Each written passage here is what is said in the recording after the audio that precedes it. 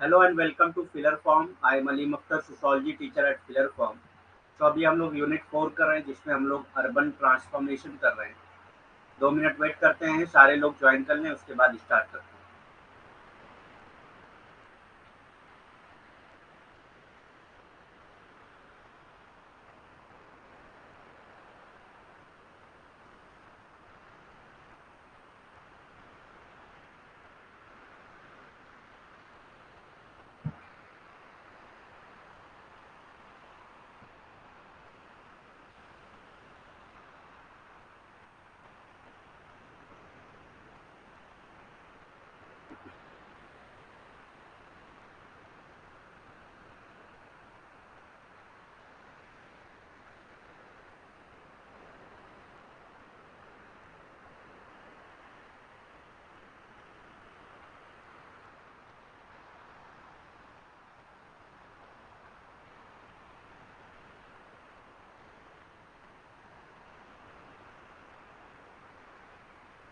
ठीक है, स्टार्ट करते हैं।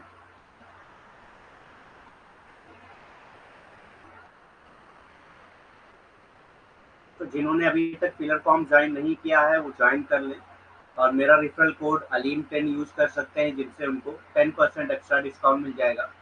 ALEEM, स्पेस नहीं देना है आपको, 10।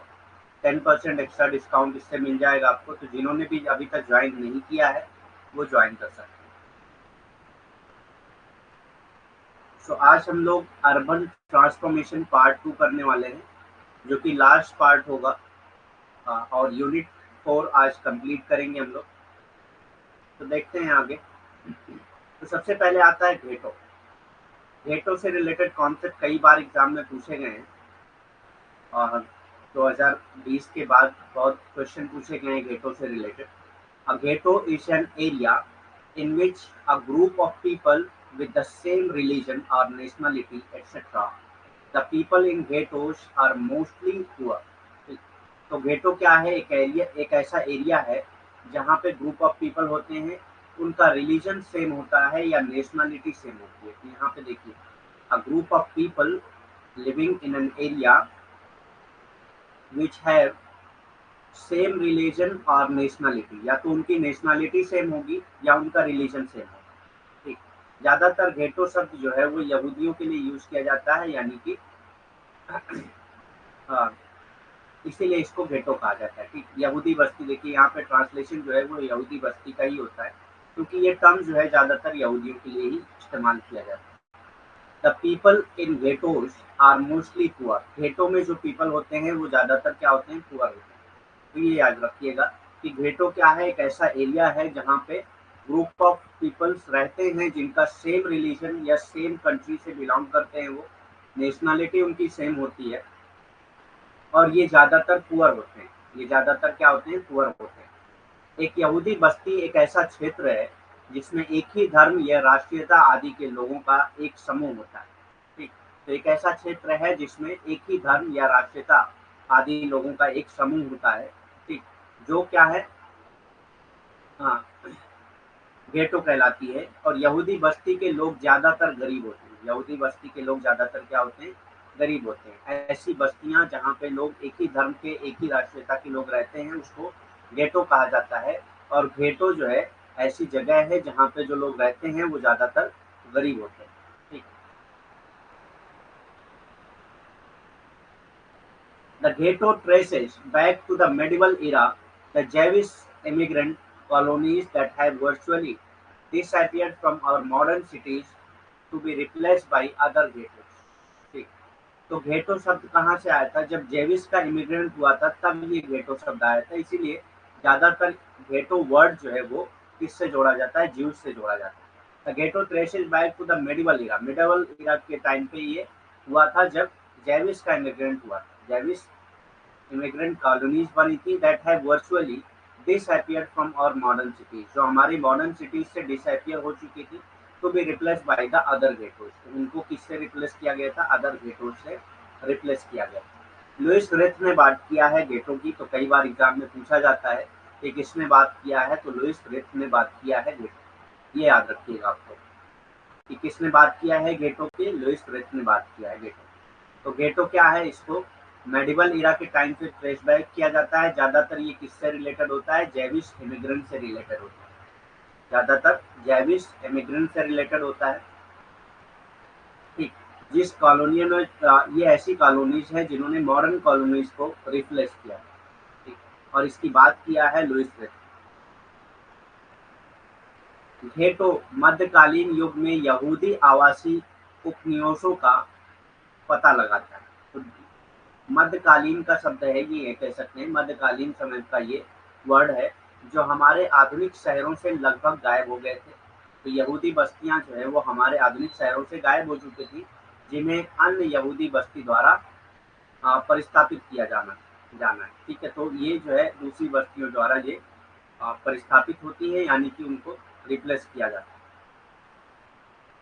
ठीक, लुईस विथ ने यहूदी बस्ती के बारे में बात की है। लुईस विथ ने यहूदी बस्ती के बारे में बात की है। तो ये कई बार एग्जाम में पूछा गया है कि किसने जो है गेटोस के बारे में बात किया है। तो गेटोस के बारे में बात किया है लुईस विथ। ठीक, जैसे एक ग्रुप ऑफ पीपल है, उसके सेम रिलीजन सेम कंट्री वाले लोग होते हैं, और ये ज़्यादातर गरीब होते हैं। ठीक, एक ही जगह पे रहते हैं, लेकिन ये ज़्यादातर गरीब होते हैं और वहीं पे ही स्लम्स वगैरह बना के रहते हैं।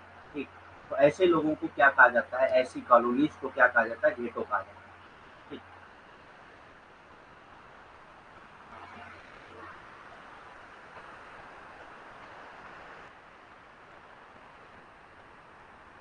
गेटोइजेशन क्या है? यहूदी बस्ती यानी कि गेटोइजेशन। अब यहाँ पे मैंने बताया था जब TION लग जाए तो इसका मतलब होता है प्रोसेस। TION लग जाए तो इसका मतलब होता है प्रोसेस।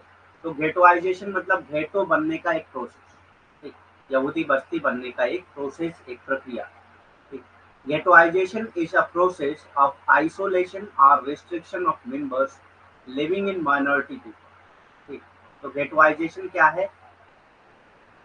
एक प्रोसेस है, प्रोसेस ऑफ आइसोलेशन मतलब अलग थलग होना, और restriction of member living in minority group, या ऐसे अ, ऐसे मेंबर का रिस्ट्रिक्शन जो माइनॉरिटी ग्रुप में रहते हैं। ठीक, जो माइनॉरिटी हो जो होते हैं उनका, उनके लिए जो रिस्ट्रिक्शंस हैं उससे भी गेटोइजेशन उसे भी कहा जा सकता है। They are formed mostly based on social and economic pressure. ये ज़्यादातर क्यों बनते हैं? सोशल और इकोनॉमिक प्रेशर की वजह से बनते हैं। या तो सोशल कॉज होगा, मतलब कुछ ऐसे सोशल प्रॉब्लम क्रिएट होती हैं जिनकी वजह से वो वहाँ से मूव करके दूसरी जगह पे अपनी बस्ती बना लेते हैं, या इकोनॉमिक प्रेशर की वजह से, गरीबी की वजह से लोग जो है दूसरी जगह पे जाके अपनी एक बस्ती बना लेते हैं। ठीक, तो ये दोनों तरीके से हो सकती है। They are formed mostly based on social and economic pressure. ये ज़्यादातर सोशल और इकोनॉमिक प्रेशर के जरिए ही बनती है।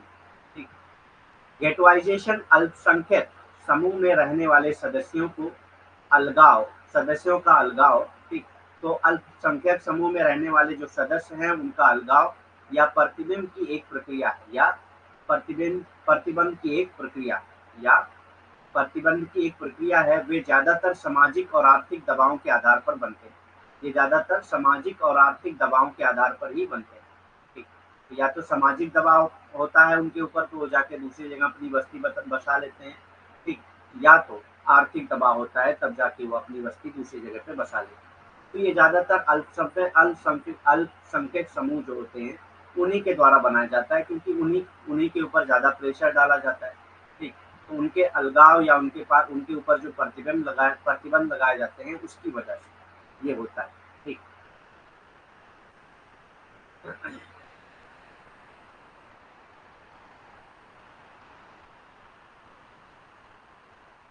एथनिक एनक्लेव्स, जातीय एनक्लेव्स क्या होते हैं? एथनिक एनक्लेव्स या जातीय एनक्लेव्स क्या होते हैं? एनक्लेव्स नाम आपने सुना होगा, कई जगह पे लिखा हुआ पाया होगा आपने, कि जहाँ पे मतलब एक एक बस्ती बनी होती है, कई घर होते हैं, उनको एक एन्क्लेव कह दिया जाता है। ठीक है, in sociology an ethnic enclave is a geographic area with high ethnic concentration.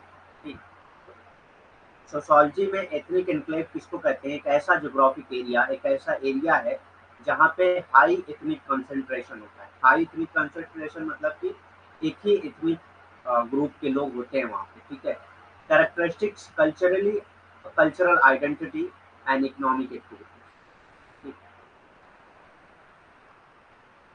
तो उनकी कल्चरल आइडेंटिटी सेम होती है या इकोनॉमिक एक्टिविटीज जो है वो सेम होती है। ऐसी जगह पे जो लोग रहते हैं उसको एथनिक एनक्लेव कहा जाता है। समाजशास्त्र में एक जातीय परिक्षेत्र उस जातीय एकाग्रता, विशिष्ट सांस्कृतिक पहचान और आर्थिक गतिविधि वाला एक भौगोलिक क्षेत्र है। ठीक, तो ये एक ऐसा भौगोलिक क्षेत्र है जहाँ पे एक ही संस्कृति के मानने वाले लोग और एक ही जाति के मानने वाले लोग या एक ही आर्थिक गतिविधि, मतलब सारे लोग एक ही आर्थिक गतिविधियां करते हो, ऐसे लोग रहते हो, तो उसको क्या कहा जाता है? इथनिक एनक्लेव कहा जाता है। तो इथनिसिटी से रिलेटेड है इथनिक एनक्लेव, ऐसे ऐसी रहने की जगह जहाँ पे लोगों की इथनिसिटी एक हो। ठीक, चाहे वो कल्चरल हो चाहे वो इकोनॉमिक हो, उनकी इथनिसिटी अगर एक हो, एक जैसी हो, तो उसको इथनिक एनक्लेव कहा जाता है। उनकी जाति जो है वो एक हो, तो उसी को जातीय एनक्लेव कहा जाता है। ठीक, ऐसी जगह जहाँ पे ग्रुप ऑफ पीपल तो रहते हैं लेकिन उनकी जो जाति है वो एक, ठीक, समूह रहता है, मतलब लोगों का एक समूह रहता है वहाँ पे, लेकिन उनकी जाति एक होती है, यानी कि उनकी संस्कृति या तो एक होती है या उनकी जो आर्थिक गतिविधियां होती हैं वो एक जैसी होती है। तो ऐसी जगहों को जातीय एनक्लेव कहा जाता है। ठीक।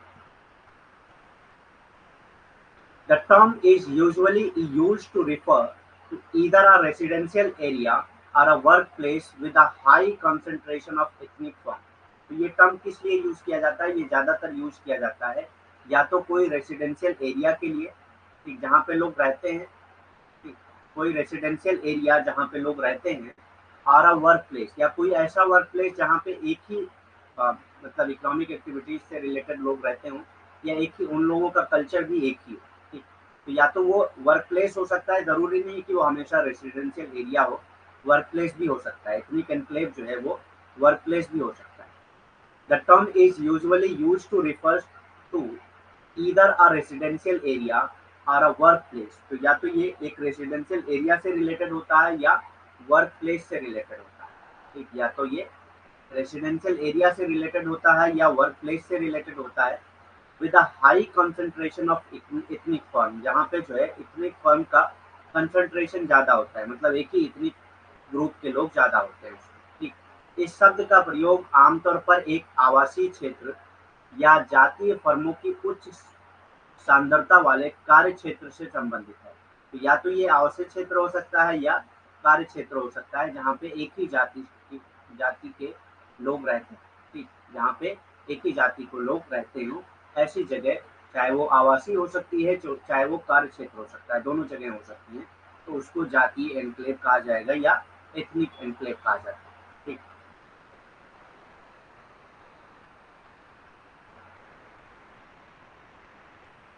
सिग्निफिकेंस, महत्व क्या है एथनिक एनक्लेव का? अब एथनिक एनक्लेव का महत्व क्या है या सिग्निफिकेंस क्या है? ethnic enclaves assist member in achieving economic mobility। Economic mobility achieve करने के लिए ये मेंबर को मदद करता है। ठीक?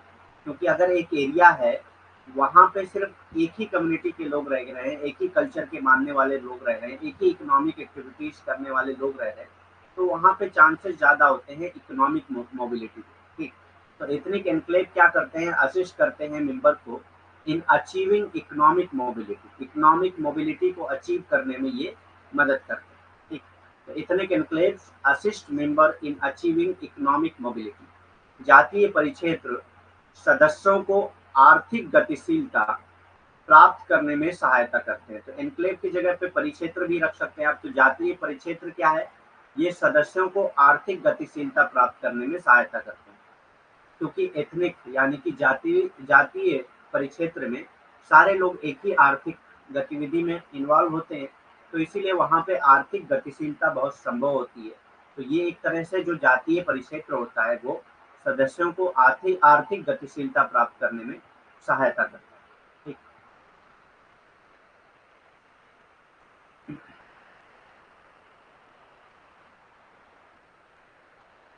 नेक्स्ट है enclaves create an alternative labour market. Enclaves क्या करता है? दूसरा काम क्या है एनक्लेव्स का? ये क्रिएट करता है अल्टरनेटिव लेबर मार्केट। एक अल्टरनेटिव लेबर मार्केट क्रिएट करता है दैट इज एथनिक स्पेसिफिक, जो क्या है एथनिक स्पेसिफिक होता है, एक ही एथनिक के मानने वाले लोग होते हैं, ठीक। And does not demand social and cultural skill of the host country, ठीक। और जो है उस होस्ट कंट्री यानी कि जिस कंट्री में ये रहते हैं, ठीक, होस्ट कंट्री किसको कहेंगे, जिस कंट्री में ये रहते हैं वहाँ के कल्चरल और सोशल स्किल के लिए ये डिमांड नहीं करते, मतलब वहाँ के कल्चरल या सोशल स्किल को ये अडॉप्ट नहीं करते, ठीक। तो ये क्या है, एथनिक एनक्लेव जो है वो क्रिएट करते हैं alternative market, labour market that is ethnic specific, जो एथनिक स्पेसिफिक होता है, और ये होस्ट कंट्री यानी कि जिस कंट्री में ये रहते हैं उसकी कल्चरल स्किल या सोशल स्किल की डिमांड नहीं करते, ठीक। परिक्षेत्र एक वैकल्पिक श्रम बाजार है, बाजार का निर्माण करते हैं। तो ये परिक्षेत्र क्या है, एक वैकल्पिक श्रम बाजार का निर्माण करते हैं जो जातीय विशिष्ट होते हैं। तो ये श्रम बाजार जो होते हैं वो जाति के बेस पे होते हैं, जातीय विशिष्ट होते हैं।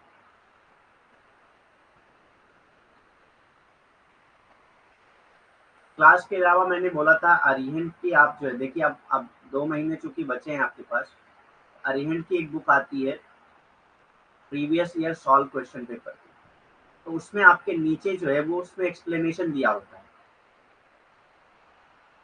उसमें एक्सप्लेनेशन दिया होता है, तो क्वेश्चन के साथ साथ आप एक्सप्लेनेशन भी पढ़िए, ठीक। उससे क्या होगा कि आपके क्वेश्चन के साथ साथ जो उससे उस क्वेश्चन का जो बैकग्राउंड होता है वो भी पता हो जाएगा, तो एक क्वेश्चन के साथ आपके 2-3 क्वेश्चन भी तैयार हो जाते हैं। तो अगर आप वो बुक पूरी पढ़ लेते हैं तो ज़्यादातर चांसेस होते हैं कि जेआरएफ आपके हो जाएंगे। उसकी वजह ये कि प्रीवियस ईयर क्वेश्चन से बहुत सारे क्वेश्चन पूछे जाते हैं। आप कभी भी किसी भी टाइम का पेपर उठा के देख लीजिए और प्रीवियस ईयर क्वेश्चन पेपर उठा के देख लीजिए, ज़्यादातर क्वेश्चन जो है वो प्रीवियस ईयर क्वेश्चन से पूछे जाएंगे, ठीक। बाकी जो हम लोग पीडीएफ दे रहे हैं वो पढ़िए, वो बेस्ट है, ठीक। पीडीएफ जो है वो आपके पूरे सिलेबस को कवर करती है, जो भी क्वेश्चन पूछे जाते हैं उन सारे क्वेश्चंस को कवर करती है। आप जब पढ़ेंगे, प्रीवियस ईयर पेपर पढ़ेंगे, पीडीएफ पढ़ने के बाद अगर आप प्रीवियस ईयर पेपर पढ़ेंगे तो आपको ये अंदाजा होगा कि ये सारी चीज़ें जो है पीडीएफ में ही है, ठीक। तो एक तो पीडीएफ, एक प्रीवियस ईयर क्वेश्चन पेपर आप ले लीजिए, वैसे हम लोग कराएंगे, लेकिन उसमें मैं सिर्फ आपको इसलिए कह रहा हूँ कि आपको एक्सप्लेनेशन में वहाँ पे जो दिया होता है एक्सप्लेनेशन, उससे आपको बहुत हेल्प मिल जाएगी, ठीक। जैसे अगर किसी बुक के बारे में पूछता है क्वेश्चन में, तो वो नीचे जो एक्सप्लेनेशन होता है वो उसमें ये भी लिखा होता है कि इस बुक में उन्होंने किस चीज़ की बात की, ठीक। तो उससे क्या होता है कि अगर नेक्स्ट टाइम बुक बुक में क्या चीज़ की बात की है वो पूछा जाए तो आप उसका आंसर कर सकते हैं आराम से। तो वो बुक ले लीजिए और उससे क्वेश्चन के साथ साथ जो एक्सप्लेनेशन है उसको छोड़िए मत, उसको पूरी डिटेल में पढ़िए, ठीक। बाकी और कहीं से पढ़ने की उतनी ज़रूरत है नहीं, क्योंकि ऑलरेडी आप 2 घंटे यहाँ पे पढ़ रहे हैं। अगर वो 1 घंटे भी देते हैं आप प्रीवियस ईयर पेपर को, क्योंकि 1 घंटे तो लग ही जाते हैं, 1 से 1.5 घंटे तो लग ही जाएंगे एक पेपर पढ़ने में, तो इतना इनफ है। बाकी फर्स्ट पेपर में ज़्यादा मेहनत करिए, क्योंकि फर्स्ट पेपर में क्वेश्चन ज़्यादातर जो है जो बच्चे होते हैं वो फर्स्ट पेपर में उतना स्कोर नहीं कर पाते, सेकंड में तो कर ही लेते हैं, अपना सब्जेक्ट होता है। फर्स्ट पेपर में एटलीस्ट आपके 35 क्वेश्चन जो है वो कवर होने चाहिए। 35 क्वेश्चन आपके कवर हो जाते हैं तो आपको बहुत अच्छा बेनिफिट मिलता है उसका, क्योंकि 70 मार्क्स आपको यहीं से मिल जाते हैं और यहीं से ज़्यादातर आपके मार्क्स कम होते हैं। सोशोलॉजी में आप 80-90 क्वेश्चन भी कर लेंगे ना, अगर यहाँ पे नहीं कर पाएंगे तो वो आपका स्कोर कम हो जाता है, ठीक। ठीक है। तो परिक्षेत्र क्या है, एक वैकल्पिक श्रम बाजार का निर्माण करते हैं जो जातीय विशिष्ट होते हैं, जो किसी एक जाति विशिष्ट से बिलोंग करते हैं, संबंधित होते हैं, और मेजबान देश के यानी कि जिस देश में वो रहते हैं उसके सामाजिक और सांस्कृतिक कौशल की मांग नहीं करते हैं, मतलब उसके सामाजिक या सांस्कृतिक कौशल की मांग नहीं करते हैं, मतलब उनकी उनको उस चीज़ की ज़रूरत नहीं होती है, ठीक। वो उसको नहीं अडॉप्ट करते हैं।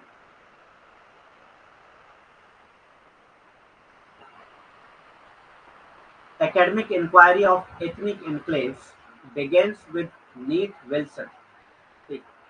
तो एकेडमिक एथनिक एनक्लेव की जो है पहली बार इंक्वायरी किसने की थी। एकेडमिक इंक्वायरी मतलब इसके बारे में रिसर्च करना या इसके बारे में जानने की कोशिश करना, ये पहली बार किसने किया था? नीथ विल्सन ने किया था। तो ये नाम याद रखिएगा कि एथनिक एन्क्लेव के बारे में किसने स्टडी की थी सबसे पहले? नीथ विल्सन एंड एलेजेंड्रो पोर्स। ठीक, एलेजेंड्रो पोर्स ने की थी और इनकी स्टडी थी क्या? Immigrant enclave formed by Cubans in Miami. ठीक, तो एक इमिग्रेंट इनक्लेव बना हुआ था जो किसने बनाया था? क्यूबन इन मियामी। इसकी स्टडी इन दोनों ने किया था, नीथ विल्सन एंड एलेजेंड्रो पोर्ट्स ने किया था। ठीक, तो ये दोनों नाम आपको याद होना चाहिए इथनिक इनक्लेव से रिलेटेड।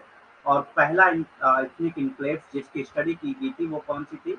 इमिग्रेंट इनक्लेव था जो किसने बनाया था? क्यूबन्स इन मियामी। ठीक, क्यूबन्स ने बनाया था मियामी में। ठीक, मियामी में क्यूबन्स द्वारा घटित अप्रवासी एन्क्लेव के केनेथ विल्सन और एलेजेंड्रो पोर्ट्स के अध्ययन के साथ जातीय परिक्षेत्र की एकात्मिक जांच शुरू हुई। तो सबसे पहले जो है इन लोगों ने ही एथनिक एन्क्लेव यानी कि जातीय परिक्षेत्र की स्टडी करना शुरू किया था, उसका अध्ययन करना शुरू किया गया था। तो इनका नाम क्या था? केनेथ विल्सन और एलेजेंड्रो पोर्ट्स था। इन्होंने कौन से जातीय परिक्षेत्र की स्टडी की थी? क्यूबन्स द्वारा घटित अप्रवासी एन्क्लेव की का अध्ययन किया था इन्होंने। ठीक, तो ये चीज याद रखिएगा आप लोग।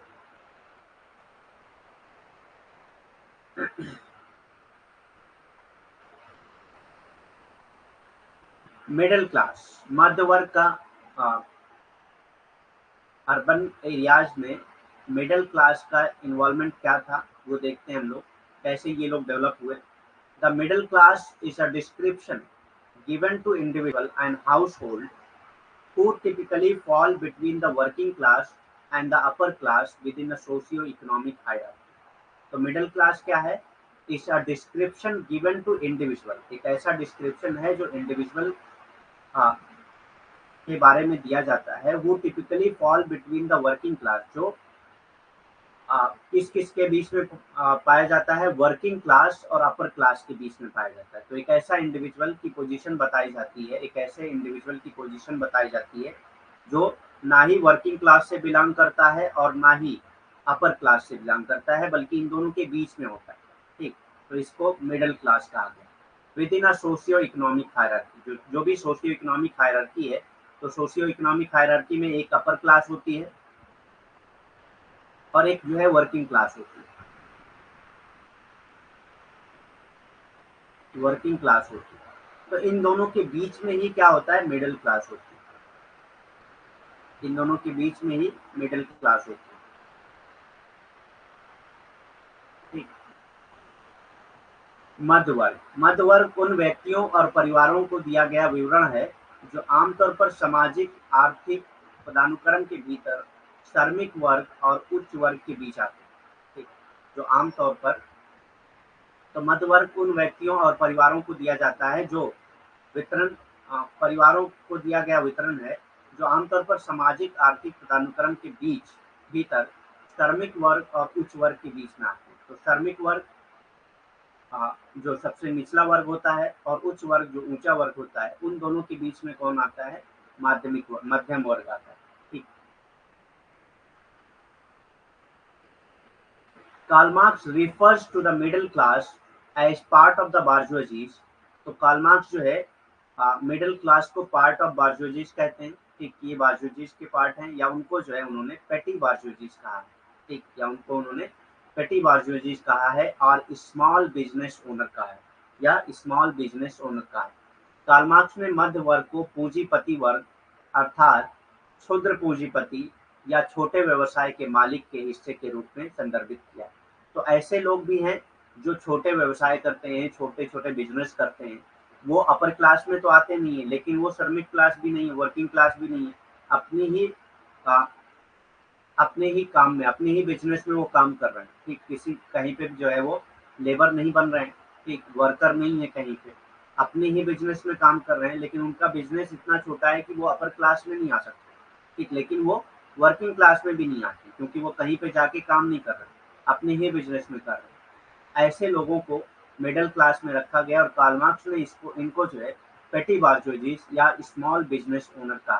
ठीक, कार्ल मार्क्स ने इनको क्षुद्र पूंजीपति या छोटे व्यवसाय के मालिक के रूप में बताया है मध्यम वर्ग को। ठीक।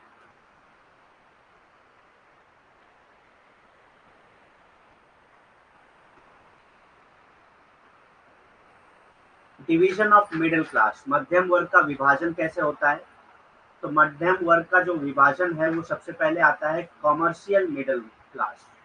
कमर्शियल मिडिल क्लास यानी कि वही आ जाएंगे जो छोटे मोटे बिजनेस ओनर होते हैं, जो बहुत छोटा उनका बिजनेस होता है, अपर क्लास में नहीं आ सकते, लेकिन वो वर्किंग क्लास में भी नहीं आते, तो वो ऐसे लोग होते हैं जो व्यापार करते हैं, व्यापारिक मध्यम वर्ग होते हैं।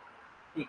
व्यापारिक मध्यम वर्ग मतलब जिनके पास छोटे बिजनेस होते हैं, ठीक, छोटे व्यवसाय होते हैं, ऐसे लोगों को कमर्शियल मिडिल क्लास में रखा गया है या व्यापारिक मध्यम वर्ग में रखा गया है। दूसरा आता है लैंडेड मिडिल क्लास, उत्तरा मध्यम वर्ग। ठीक। लैंडेड मिडिल क्लास यानी कि जिनके पास लैंड होता है लेकिन इतना नहीं होता है कि वो अपर क्लास में आ जाए। ठीक।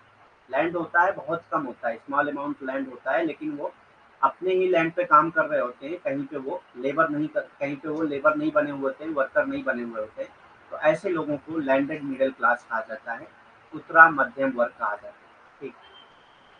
इंडस्ट्रियल मिडिल क्लास यानी कि औद्योगिक मध्यम वर्ग। इंडस्ट्रियल मिडिल क्लास यानी कि औद्योगिक तो जो इंडस्ट्री में मिडिल क्लास है, चाहे वो मैनेजरियल पोस्ट पे हैं या किसी ऐसी ऊंची पोस्ट पे है, हालांकि वो ओनर नहीं है, वो कैपिटलिस्ट में नहीं आते हैं, लेकिन वो वर्कर भी नहीं है, तो ऐसे लोगों को इंडस्ट्रियल मिडिल क्लास में रखा गया है। नेक्स्ट आता है एजुकेटेड मिडिल क्लास। एजुकेटेड यानी कि शिक्षित मध्यम वर्ग जो होते हैं। ठीक। तो शिक्षित मध्यम वर्ग कौन हो सकते हैं? जैसे कि प्रोफेसर, इंजीनियर, प्रोफेसर हो गए, इंजीनियर हो गए और डॉक्टर हो गए, या लॉयर हो गए। तो ये सारे लोग किस में आ जाएंगे? ये एजुकेटेड मिडिल क्लास में आ जाएंगे। ठीक। ये एजुकेटेड मिडिल क्लास में आ जाएंगे जिन्होंने शिक्षा के जरिए, एजुकेशन के जरिए अपना वर्किंग क्लास से अपना स्टेटस हाई किया, जिन्होंने एजुकेशन के जरिए अपना स्टेटस हाई किया हो, ऐसे लोग जो है एजुकेटेड मिडिल क्लास में आ जाते हैं। ठीक। शिक्षित मध्यम वर्ग, और भी लोग आ जाएंगे जो भी एजुकेशन से रिलेटेड, जैसे ब्यूरोक्रेट्स लोग आ जाएंगे, ब्यूरोक्रेट्स भी आ जाएंगे इसमें। ठीक। तो ये सारे लोग शिक्षित मध्यम वर्ग यानी कि एजुकेटेड मिडिल क्लास में आते हैं। इसके बाद नेक्स्ट कॉन्सेप्ट आता है गेटेड कम्युनिटीज। एक मिनट हम लोग देखते हैं।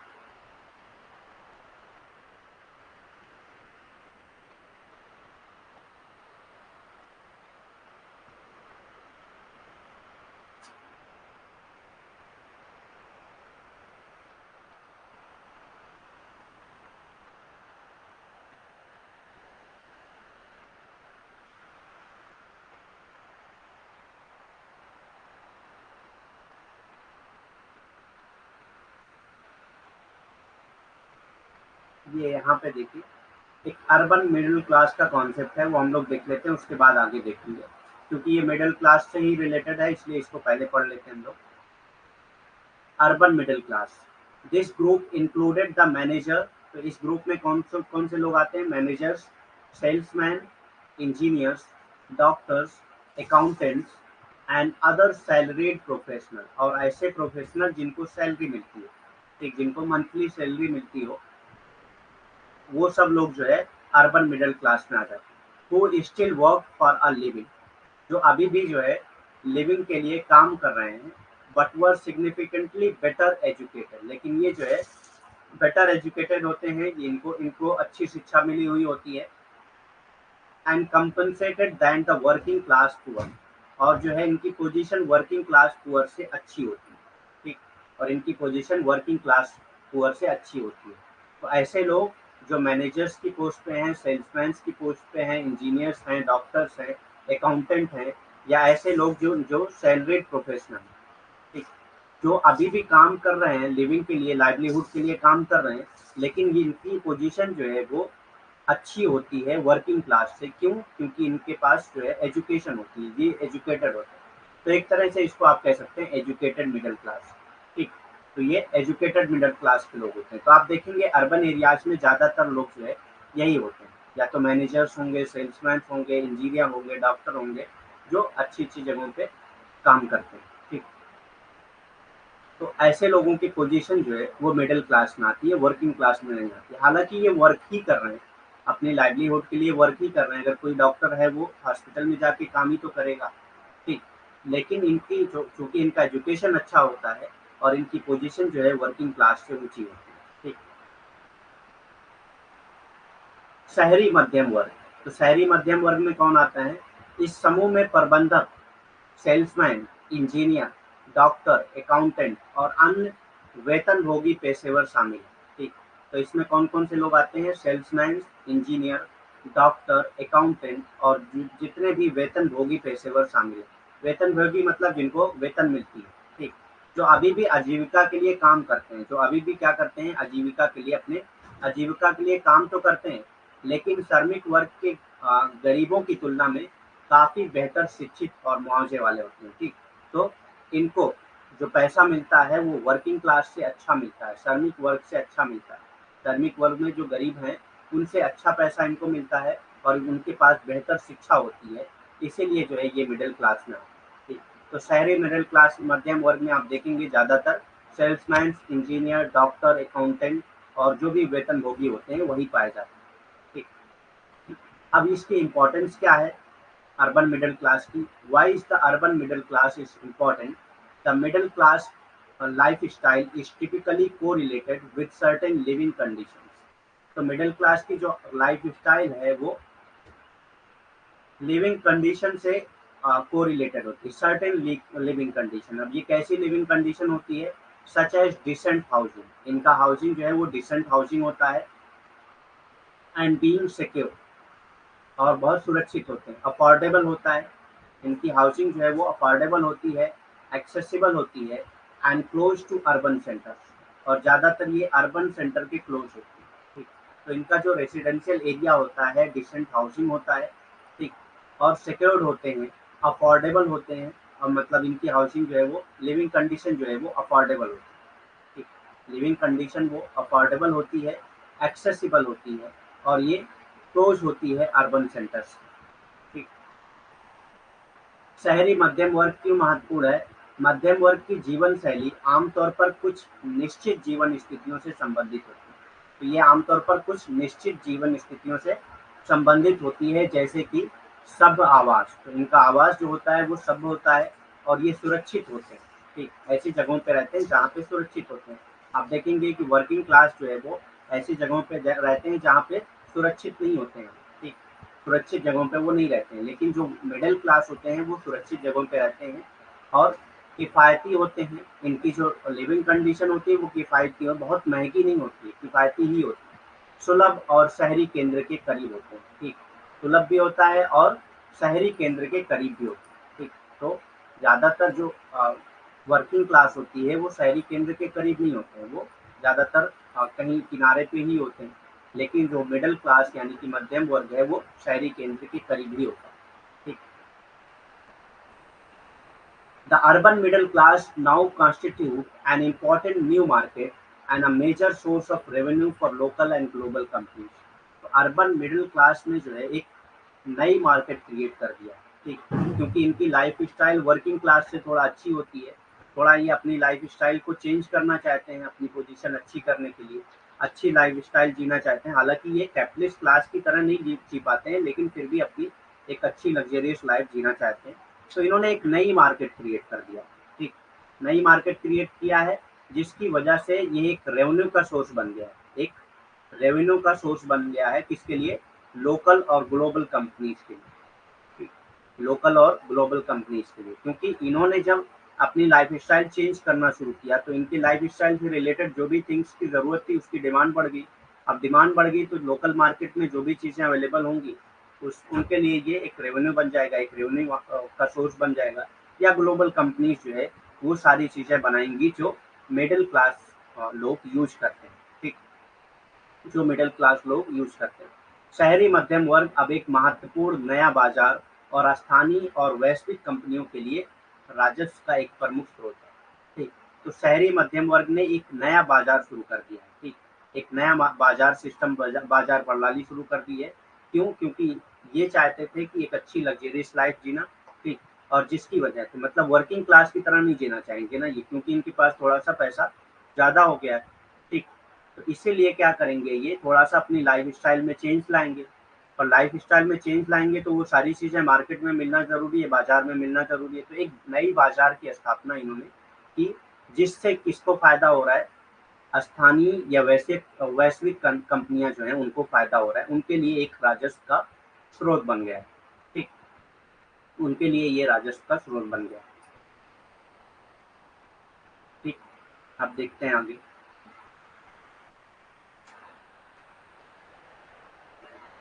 तो यहाँ तक हम लोग मिडिल क्लास कंप्लीट कर चुके हैं। अब हम लोग कंटिन्यू करते हैं आगे जो भी कॉन्सेप्ट है उससे।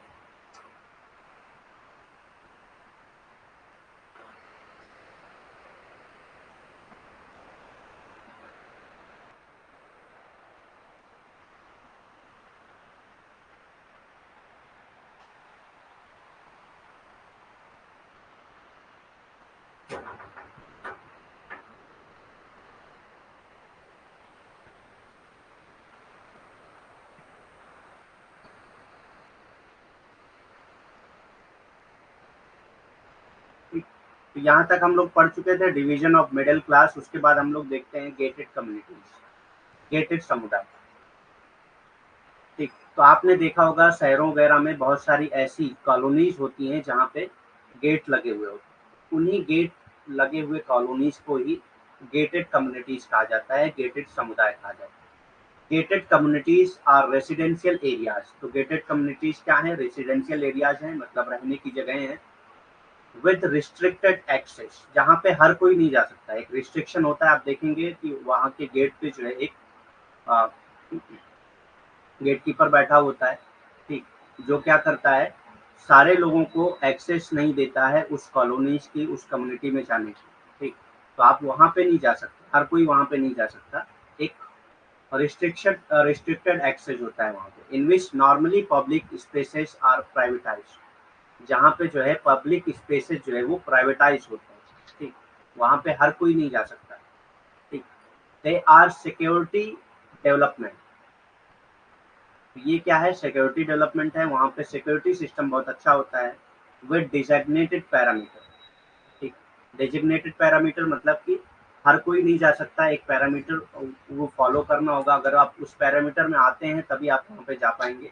यूजुअली वॉल्स और फेंसेस, ज़्यादातर जो है वॉल्स और फेंसेस के जरिए उसको कवर किया जाता है, ठीक, ज़्यादातर वॉल्स एंड फेंसेस के जरिए कवर किया जाता है। मतलब कि जैसे एक कम्युनिटी है यहाँ पे, ठीक, तो इसको वॉल्स के जरिए कवर कर दिया जाएगा और यहाँ पे एक गेट लगा दिया जाएगा,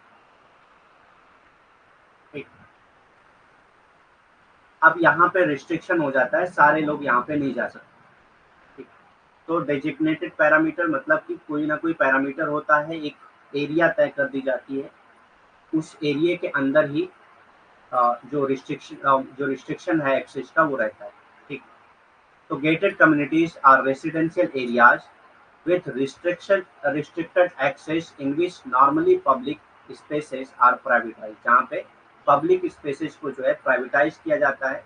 दे आर सिक्योरिटी डेवलपमेंट, ये सिक्योरिटी डेवलपमेंट होते हैं विद डेजिग्नेटेड पैरामीटर, ठीक। तो एक यहाँ पे सिक्योर लोग होते हैं सारे लोग, क्योंकि वॉल्स और फेंसेस लगे होते हैं जिसके अंदर कोई और नहीं जा सकता है, ठीक है।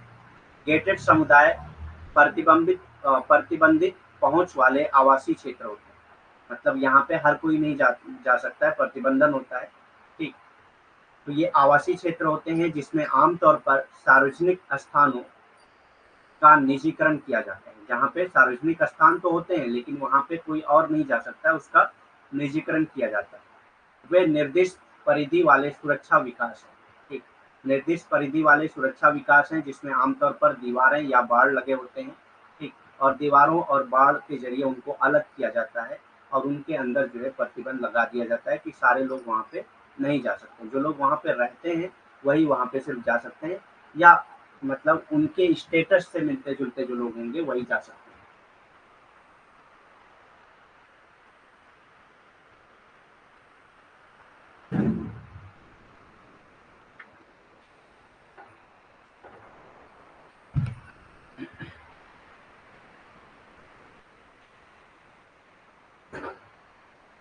Causes of gated communities. अब गेटेड कम्युनिटीज की वजहें क्या है, किस वजह से गेटेड कम्युनिटीज का डेवलपमेंट होता है।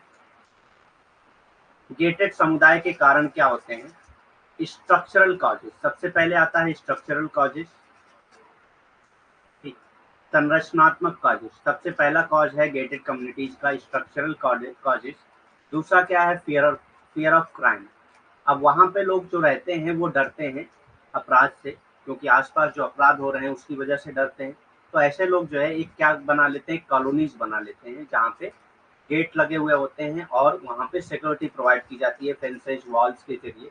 ठीक, बाढ़ या मतलब दीवारों के जरिए उसको कवर कर लिया जाता है, तो वहाँ पे क्राइम करना इम्पॉसिबल हो जाता है, क्योंकि जो भी जाएगा वो गेट की तरफ से जाएगा और गेट की तरफ से सारे लोगों को जाना अलाउ नहीं होता है।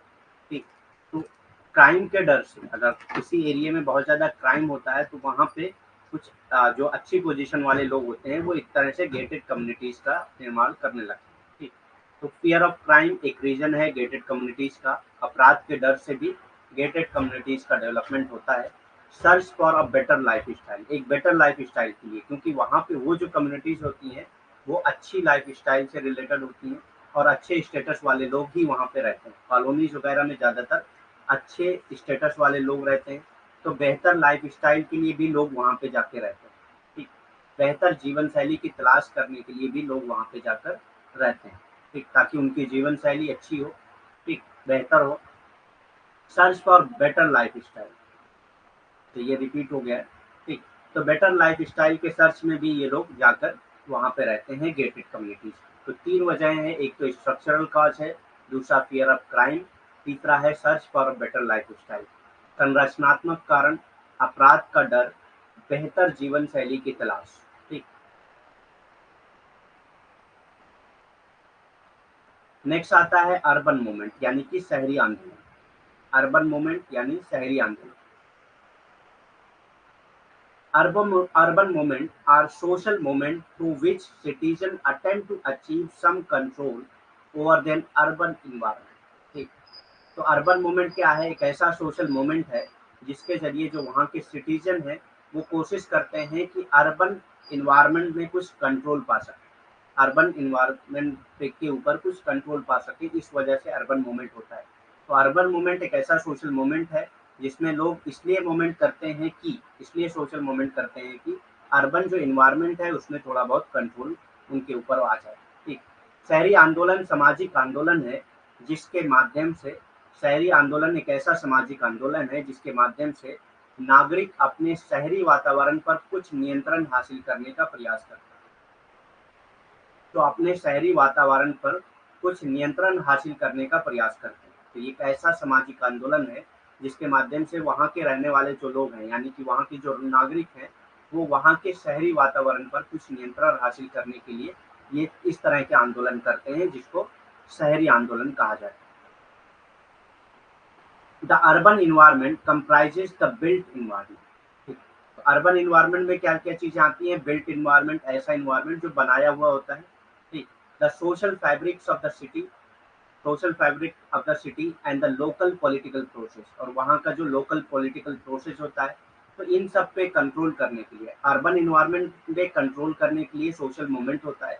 तो अर्बन इन्वायरमेंट होता क्या है, जो बिल्ट इन्वायरमेंट है या the social fabric of the city, जो सिटी का जो सोशल फैब्रिक होता है वो, या पॉलिटिकल प्रोसेस जो है उस जगह का जो पॉलिटिकल प्रोसेस है वो।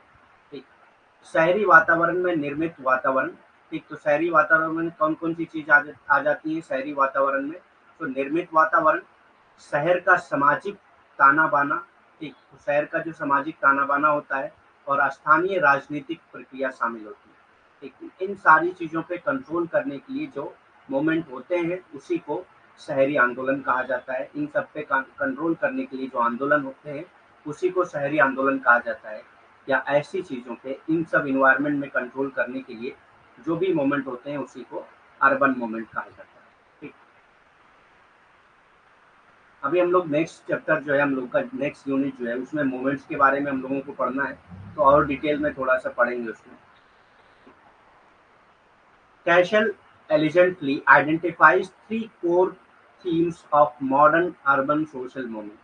तो मैनुअल कैशल का नाम सुना होगा आपने, हम लोगों ने पढ़ा है 26 थिंकर में मैनुअल कैशल के बारे में, जिन्होंने एक बुक लिखी थी अर्बन क्वेश्चन के नाम से, अर्बन क्वेस्ट के नाम से। ठीक, तो वो मैनुअल कैशल ने ही 3 थीम बताई हैं अर्बन सोशल मूवमेंट। ठीक, castle elegantly identifies 3 core theme of modern urban and social movement, modern urban social movement। ठीक, मैनुअल कैशल ने आधुनिक शहरी सामाजिक आंदोलन के 3 मुख्य विषयों की शिष्टता से पहचान की। ठीक, 3 मुख्य विषयों की शिष्टता से पहचान की है अर्बन मूवमेंट का, अर्बन यानी कि शहरी आंदोलन। ठीक, तो सबसे पहले आता है कलेक्टिव कंजप्शन। कलेक्टिव कंजप्शन सामूहिक उपभोग, यानी कि जो कंजप्शन होता है वो कलेक्टिव कंजप्शन होता है, सामूहिक उपभोग होता है। ठीक, नेक्स्ट क्या है, defence of cultural territorial identities. जो कल्चरल टेरिटोरियल आइडेंटिटीज होती हैं उसको डिफेंस करने के लिए मूवमेंट होता है। ठीक, सांस्कृतिक क्षेत्रीय पहचान की रक्षा करने के लिए भी आंदोलन होता है, सांस्कृतिक क्षेत्रीय पहचान करने के लिए भी आंदोलन होता है। तो ये भी एक कारण है आंदोलन का, शहरी आंदोलन का या सोशल मूवमेंट का। Local government as a target for political mobilisation. ठीक, लोकल गवर्नमेंट क्या है, एक टारगेट होता है पॉलिटिकल मोबिलाइजेशन के लिए। ठीक, राजनीतिक लामबंदी के लक्ष्य के रूप में स्थानीय सरकार होती है। ठीक, राजनीतिक लामबंद के लक्ष्य के रूप में स्थानीय सरकारें होती हैं। तो इसीलिए ज्यादातर शहरी आंदोलन होते हैं अकॉर्डिंग टू मैनुअल कैशल। ठीक, मैनुअल कैशल ने ये तीन बताए हैं सोशल मूवमेंट। तो ये तीनों थीम आपको याद होना चाहिए। पहला क्या है, कलेक्टिव कंजप्शन, दूसरा defence of cultural territorial identity, तीसरा local government as a target for political mobilisation. पहला है सामूहिक उपभोग, दूसरा है सांस्कृतिक क्षेत्रीय पहचान की रक्षा, तीसरा राजनीतिक लामबंदी के लक्ष्य के रूप में स्थानीय सरकार। ठीक, नेक्स्ट कॉन्सेप्ट आता है अर्बन वायलेंस। अर्बन वायलेंस क्या है, urban violence is seemingly everywhere in dusty border towns and concrete inner cities, sprawling informal settlement and secluded gated communities, dark alleyways and busy demonstrations, fast gentrifying neighborhood and dilapidated, dilapidated sites, futuristic business districts, leafy residential street and स्टिग्मेटाइज्ड बैनलिस्ट। इन सब जगहों पे urban violence होता है। हिंदी में हम लोग देख लेते हैं, ज़्यादा सही से समझ में आएगा इसमें। शहरी हिंसा क्या है, शहरी हिंसा प्रतीत होता है हर जगह होती है। तो शहरी हिंसा कहाँ पे होती है, अर्बन वायलेंस कहाँ पे होता है, हर जगह पे होता है, चाहे वो धूल भरे सीमावर्ती कस्बे हों, ठीक, या ठोस आंतरिक शहर हों, ठीक, या अंदर की जो अंदर के शहर हों, बहुत घने शहर जो होते हैं वो भी, उन जगहों पे भी हिंसाएं होती हैं, वायलेंस होती हैं। अनौपचारिक बस्तियां जो होती हैं वहाँ पे भी वायलेंस होता है। और एकांत गेटेड समुदाय जो होते हैं, गेटेड कम्युनिटीज में भी वायलेंस होता है। ठीक, गेटेड कम्युनिटीज में भी वायलेंस होता है। अंधेरी गलियां जो होती हैं शहरों में वहाँ पे भी वायलेंस होता है।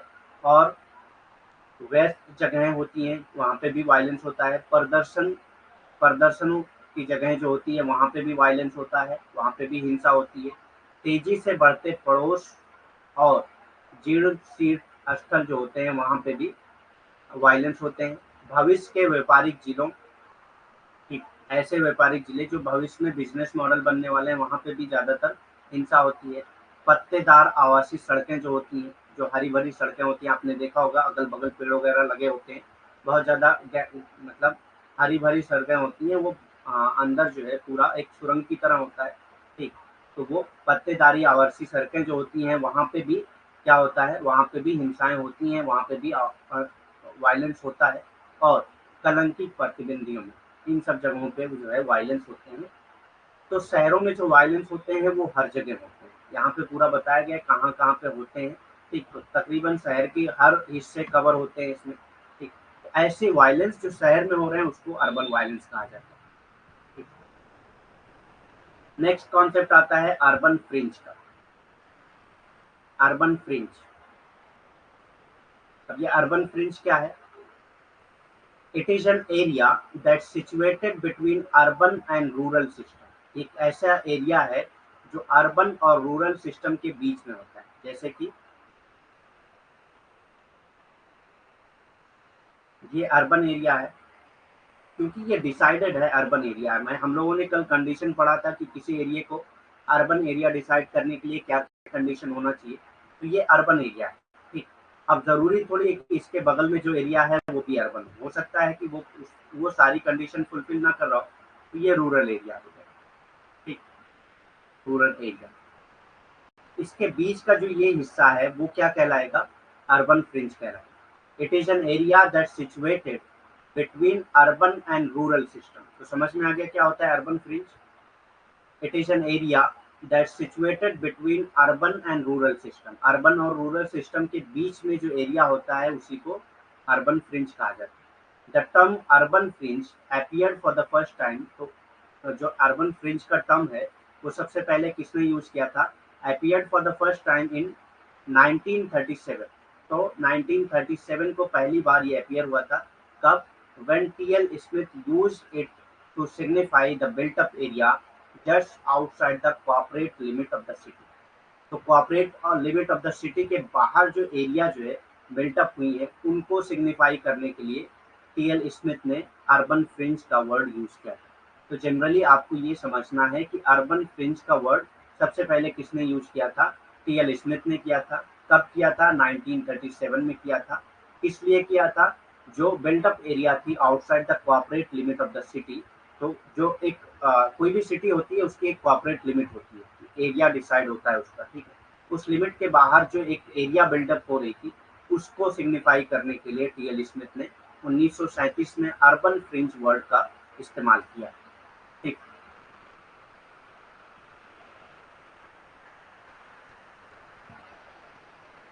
अर्बन फ्रिंज क्या है? एक ऐसा क्षेत्र है जो शहरी और ग्रामीण व्यवस्था के बीच स्थित है। तो मैं बता चुका हूँ, एक शहर है और एक ग्रामीण है, उनके बीच में जो एरिया होता है उसी को उसके बीच में जो क्षेत्र होता है उसी को अर्बन फ्रिंज कहा जाता है। तो अर्बन फ्रिंज एक ऐसा क्षेत्र है जो शहरी और ग्रामीण व्यवस्था के बीच स्थित होता है। अर्बन फ्रिंज सब पहली बार 1937 में, तो अर्बन फ्रिंज का शब्द पहली बार 1937 में आ, सामने आया था जब टीएल स्मिथ ने इसका उपयोग शहर की कॉर्पोरेट सीमाओं के ठीक बाहर निर्मित क्षेत्र को दर्शाने के लिए किया था। तो शहर की एक कॉर्पोरेट सीमा होती है, इसके बाहर जो एक निर्मित क्षेत्र बन रहा था उसी को दर्शाने के लिए टीएल स्मिथ ने अर्बन फ्रिंज का शब्द उपयोग किया था। कब किया था? 1937 यानी कि 1937 में किया। ठीक, तो एक ऐसा क्षेत्र है जो शहरी और ग्रामीण व्यवस्था के बीच स्थित है। अर्बन फ्रिंज शब्द पहली बार 1937 में सामने आया जब टीएल स्मिथ ने इसका उपयोग शहर की कॉर्पोरेट सीमाओं के ठीक बाहर निर्मित क्षेत्र को दर्शाने के लिए किया था। ठीक, तो समझ में आ गया अर्बन फ्रिंज क्या होता है। नेक्स्ट कॉन्सेप्ट आता है सब अर्बनाइजेशन, उपनगरीकरण। ठीक, अर्बनाइजेशन यहाँ पे भी देखिए TION लगा है। तो मैंने बताया कि जहाँ पे TION लगा वो क्या हो जाएगा? एक प्रोसेस हो जाएगा। ठीक, वो क्या है? एक प्रोसेस हो जाएगा। ठीक, सब अर्बनाइजेशन क्या है या उपनगरीकरण क्या है? सब अर्बनाइजेशन और सब अर्बनाइजेशन दोनों मतलब यहाँ पे S और Z है, तो दोनों एक ही वर्ड है। ठीक, सब अर्बनाइजेशन और सब urbanisation is a population shift from central urban areas into suburban। ठीक, तो अगर सेंट्रल अर्बन एरियाज से पॉपुलेशन जो है शिफ्ट होकर सब अर्बन एरियाज की तरफ मूव करती है। ठीक, जो उतना अर्बन नहीं है, सब अर्बन मतलब जो उतना पूरी तरीके से अर्बन नहीं है। तो जो सेंट्रल अर्बन एरियाज हैं यानी कि जो पूरी तरीके से अर्बन डेवलप एरियाज है, वहां से अगर पॉपुलेशन जो है उठकर सब अर्बन एरियाज की तरफ जाती है तो इसी को सब अर्बनाइजेशन कहा जाता है। ठीक है, suburbanization is a population shift from central urban areas into suburb resulting in the formation of suburban sprawl, जिसकी वजह से सब अर्बन स्प्रॉल का फॉर्मेशन होता है। ठीक, तो बहुत बार आपने देखा होगा कि एक एरिया होती है जैसे मान लेते हैं एक शहर है लखनऊ, लखनऊ शहर के बाहर भी अब बस्तियां बनने लगी, ठीक। तो जो लोग सेंट्रल लखनऊ में रहते होंगे वो भी सोचेंगे कि बाहर जो है जो ज़मीनें हैं जो अगर सस्ती हैं, पहले यहाँ पे किराए पे लोग हो सकता है रह रहे हैं, तो यहाँ से मूव करके उन जगहों पे खुद ज़मीन खरीद के बनवा के रहने लगे। तो एक तरह से क्या है, सबर्ब एरिया की तरफ मूव कर रहे हैं। अगर कोई सेंट्रल अर्बन एरियाज से मूव करके सब अर्बन एरियाज तक जाता है और वहाँ पे रहने लगता है तो उसको क्या कहा जाता है, सब अर्बनाइजेशन कहा जाता है। और इस प्रोसेस की वजह से ही सब अर्बन स्क्रॉल जो है वो क्रिएट होता है, उसका फॉर्मेशन होता है, ठीक। उपनगरीयकरण या उपनगरीयकरण केंद्रीय शहरी क्षेत्र से उपनगरों में आबादी का स्थानांतरण है, ठीक। तो जब केंद्रीय शहरी क्षेत्रों से लोग जो है उपनगरों में आबादी का मतलब उपनगरों की तरफ जाने लगे, ठीक। जब केंद्रीय शहरी क्षेत्र से लोग उपनगरों की तरफ जाने लगे तो इसको ही उपनगरीकरण कहा जाता है। और इसी के परिणाम स्वरूप ही उप शहरी फैलाव का निर्माण होता है, ठीक। उप शहरी फैलाव मतलब अब सब अर्बन एरिया छोटी थी, अब लोग जब सेंट्रल एरिया से भाग के यहाँ आने लगे तो ये एरिया बढ़ती जाएगी ना, इसीलिए कहते हैं कि उप शहर का फैलाव होने लगता है, ठीक। सब अर्बन स्क्रॉल होने लगता है, ठीक। स्क्रॉल मतलब किसी चीज का बढ़ना। तो सब अर्बनाइजेशन समझ में आ गया क्या हो गया, अगर एक सेंट्रल अर्बन एरियाज से पॉपुलेशन मूव करती है सब अर्बन एरियाज की तरफ तो उसको सब अर्बनाइजेशन कहा जाता है। अगर एक केंद्रीय नगर से नगरीय क्षेत्र से लोग जो है उपनगरीय क्षेत्र की तरफ मूव करते हैं जाते हैं तो उसको उपनगरीकरण कहा जाता है, ठीक।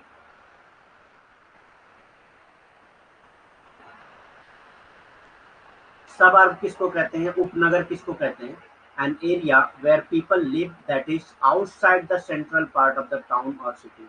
सबअर्ब क्या है, एक ऐसा एरिया है जो टाउन और सिटी के आउटसाइड होता है, जैसे ये सिटी है या टाउन है, ठीक। इसके आउटसाइड जो है सबअर्ब होता है। तो एक ऐसा एरिया होता है जहाँ पे लोग जो है सेंट्रल पार्ट ऑफ टाउन और सिटी के बाहर रहते हैं, ठीक। सिटी के आसपास जुड़े हुए जो एरियाज होते हैं उन्हीं को सबअर्ब कहा जा सकता है, ठीक। एक ऐसा क्षेत्र जहाँ लोग रहते हैं जो किसी कस्बे या क्षेत्र के मध्य भाग से बाहर होता है, ठीक।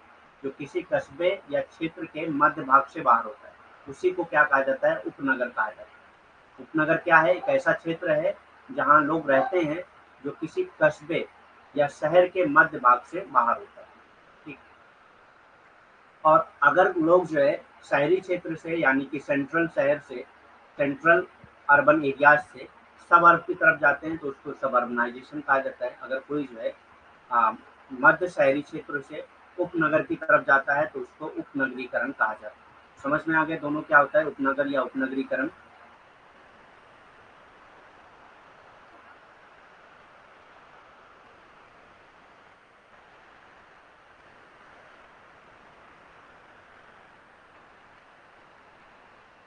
नेक्स्ट कॉन्सेप्ट आता है ग्लोबल विलेज। ग्लोबल विलेज वैश्विक गांव। तो ग्लोबल विलेज क्या है, the term global village was coined by Marshall McLuhan, ठीक। तो ग्लोबल विलेज का कॉन्सेप्ट जो है वो टर्म जो है वो किसने कॉइन किया था, मार्शल मैकलुहन ने कॉइन किया था। कई बार एग्जाम में पूछा गया है, बहुत इंपॉर्टेंट है ये, ठीक। कई बार एग्जाम में पूछा गया, एक दो बार नहीं बहुत बार पूछा गया है। तो ग्लोबल विलेज का कॉन्सेप्ट जो है वो मार्शल मैकलुहन ने टर्म कॉइन किया था। The term global village was coined by Marshall McLuhan. It is a term that compares the world to a small village. तो एक ऐसा टर्म है जो क्या करता है, वर्ल्ड को एक स्मॉल विलेज के साथ कंपेयर करता है, वर्ल्ड को एक स्मॉल विलेज के साथ कंपेयर करता है। उसी का नाम दिया है मार्शल मैकलुहन ने ग्लोबल विलेज का। Where fast and modern communication allows news to reach quickly, जहाँ पे जो है हाँ, जो मॉडर्न कम्युनिकेशन है वो क्या करता है, न्यूज़ को जल्दी पहुंचने में मदद करता है। तो ग्लोबल विलेज मतलब किसी विलेज के बारे में इन्होंने ग्लोबल विलेज नहीं कहा था, बल्कि पूरे वर्ल्ड को इन्होंने ग्लोबल विलेज कहा, जहाँ पे क्या है कम्युनिकेशन सिस्टम इतना डेवलप हो गया है कि न्यूज़ बहुत जल्दी पहुंच जाती है। तो चूंकि मतलब जो टेक्नोलॉजीज का डेवलपमेंट हुआ, कम्युनिकेशन टेक्नोलॉजीज का डेवलपमेंट हुआ, उसकी वजह से न्यूज़ वगैरह जो है वो बहुत तेजी से फैलने लगी, इसीलिए पूरे वर्ल्ड मार्शल मैक्लुहन ने क्या कहा कि ये क्या है, ग्लोबल विलेज है। तो ग्लोबल विलेज किसी एक विलेज के बारे में नहीं कहा उन्होंने, बल्कि पूरे वर्ल्ड को उन्होंने कंपेयर किया है एक विलेज के तौर पर, और कहा है कि यहाँ पे जो है कम्युनिकेशन बहुत तेजी से, कम्युनिकेशन की वजह से, मॉडर्न कम्युनिकेशन की वजह से जो है यहाँ पे न्यूज़ जो है वो बहुत तेजी से फैलती है। The term global village was coined by Marshall McLuhan. It is a term that compares the world to a small village where fast and modern communication allows news to reach quickly. ठीक, वैश्विक गांव क्या है? एक वैश्विक गांव का शब्द जो है वो मार्शल मैक्लुहन द्वारा गढ़ा गया है। ये एक ऐसा शब्द है जो दुनिया की तुलना एक छोटे गांव से करता है। मतलब दुनिया को एक छोटे गांव से तुलना किया जाता है। ठीक, एक छोटे गांव से तुलना मतलब पूरी दुनिया को एक छोटा गांव बता दिया गया मार्शल मैक्लुहन के जरिए, और कहा गया कि यहाँ पे जो आधुनिक संचार है उसकी वजह से समाचारों को जल्दी पहुंचने की अनुमति होती है। ठीक, उसकी वजह से जो समाचार हैं वो जल्दी पहुंच जाते हैं। तो क्योंकि एक विलेज में क्या है, एक विलेज एक ऐसा छोटा एरिया होता है, एक गांव जो है छोटा एरिया होता है, वहां पे समाचार पहुंचाने के लिए बहुत जल्दी पहुंच जाएगा पूरे गांव में अगर समाचार पहुंचाना हो। तो इसीलिए उन्होंने पूरे वर्ल्ड को जो है वैश्विक गांव कह दिया। ठीक, क्योंकि अब जो है न्यूज वगैरह बहुत स्लो में नहीं मूव करती हैं, बल्कि बहुत जल्दी पहुंच जाती है, समाचार वगैरह जो है बहुत जल्दी पहुंच जाते हैं, क्योंकि आधुनिक संचार की अ, जो आधुनिक संचार है वो बहुत ही तेजी से काम करता है। जो कम्युनिकेशन टेक्नोलॉजीज हैं वो बहुत तेजी से काम करती हैं, जिस वजह से न्यूज जो है बहुत आसानी से फैलती है। इसीलिए इसको जो है उन्होंने ग्लोबल विलेज या वैश्विक गांव कहा है। ठीक, तो समझ में आ गया क्या होता है वैश्विक गांव या global village.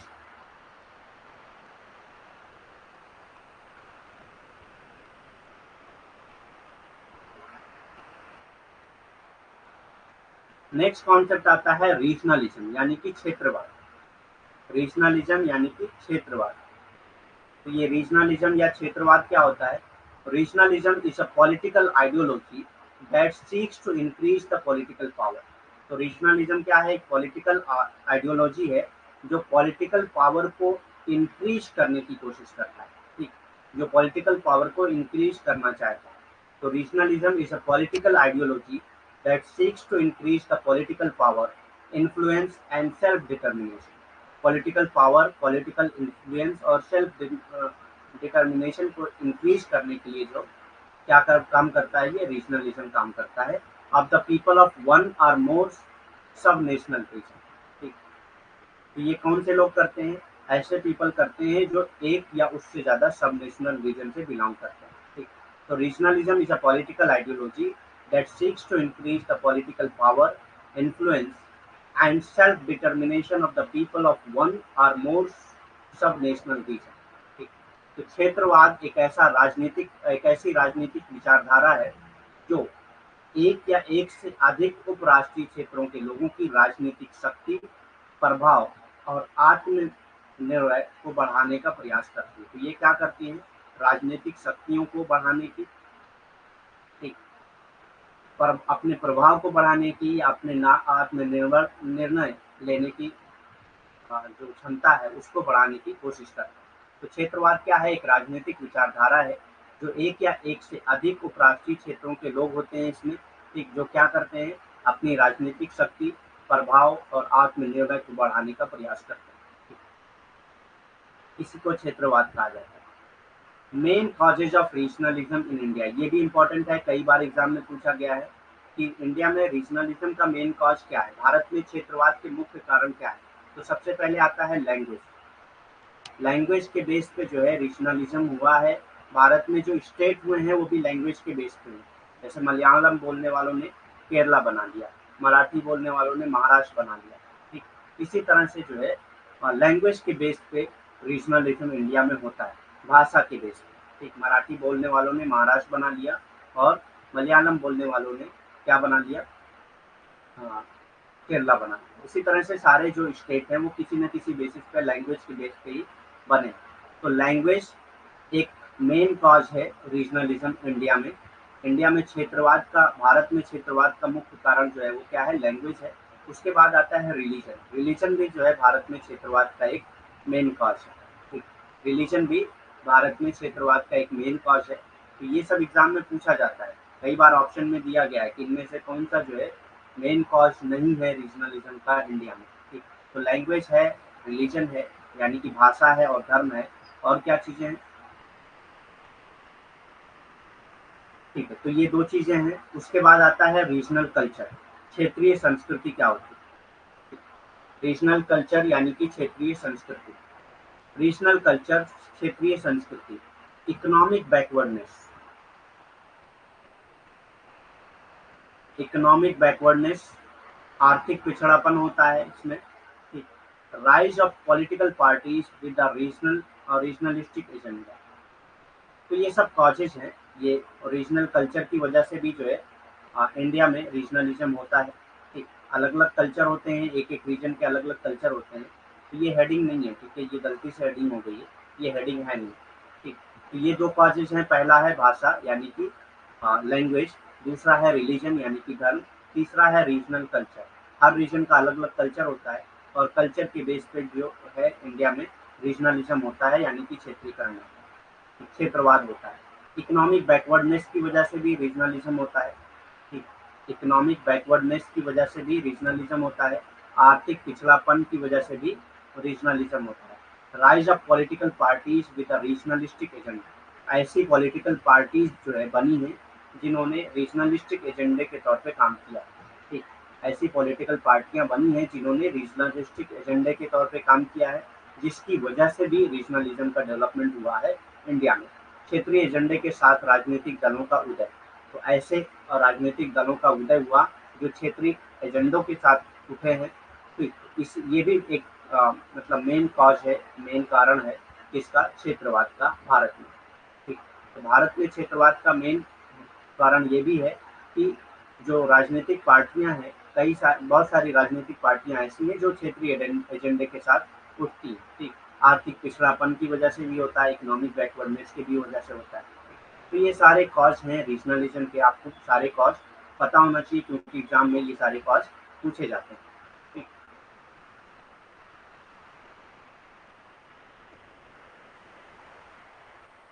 Four characteristics of regionalism, क्षेत्रवाद की चार विशेषताएं कौन कौन सी होती हैं?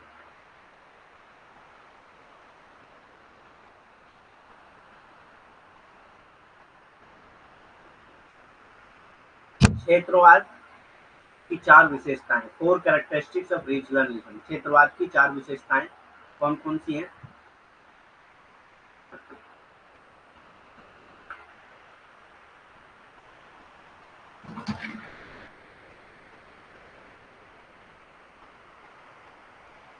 1 मिनट।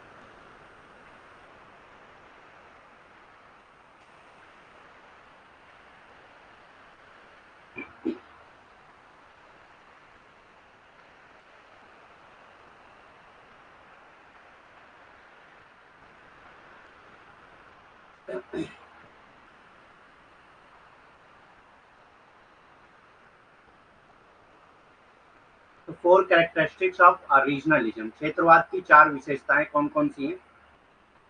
तो सबसे पहले आता है द लिंग्विस्टिक अफिनिटी, भाषाई आत्मीयता होती है, लैंग्वेज के बेस पे होती है। एक लैंग्वेज होती है जो भी रीजनलिज्म होते हैं उसमें।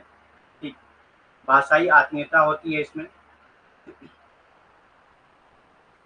The disparities in the economic aspect, economic aspect में जो है वो डिस्पैरिटीज होती है। ठीक, इकोनॉमिक एस्पेक्ट में डिस्पैरिटीज होती हैं, आर्थिक पहलू में असमताएं होती हैं।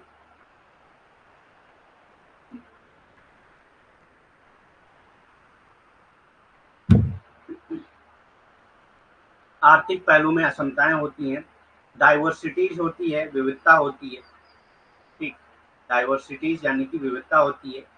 The spread of social injustice, ठीक, सोशल इनजस्टिस का स्प्रेड होता है रीजनलिज्म, सामाजिक अन्याय का प्रसार होता है क्षेत्रवाद में, ठीक। तो ये सारी कैरेक्टरिस्टिक्स हैं रीजनलिज्म की। नेक्स्ट कॉन्सेप्ट आता है अर्बन सोशोलॉजी, अर्बन सोशोलॉजी, शहरी समाजशास्त्र, अर्बन सोशोलॉजी यानी कि शहरी समाजशास्त्र। Urban sociology is the sociological study of life and human interaction in metropolitan areas. So urban sociology is the sociological study of life and human interaction in metropolitan areas.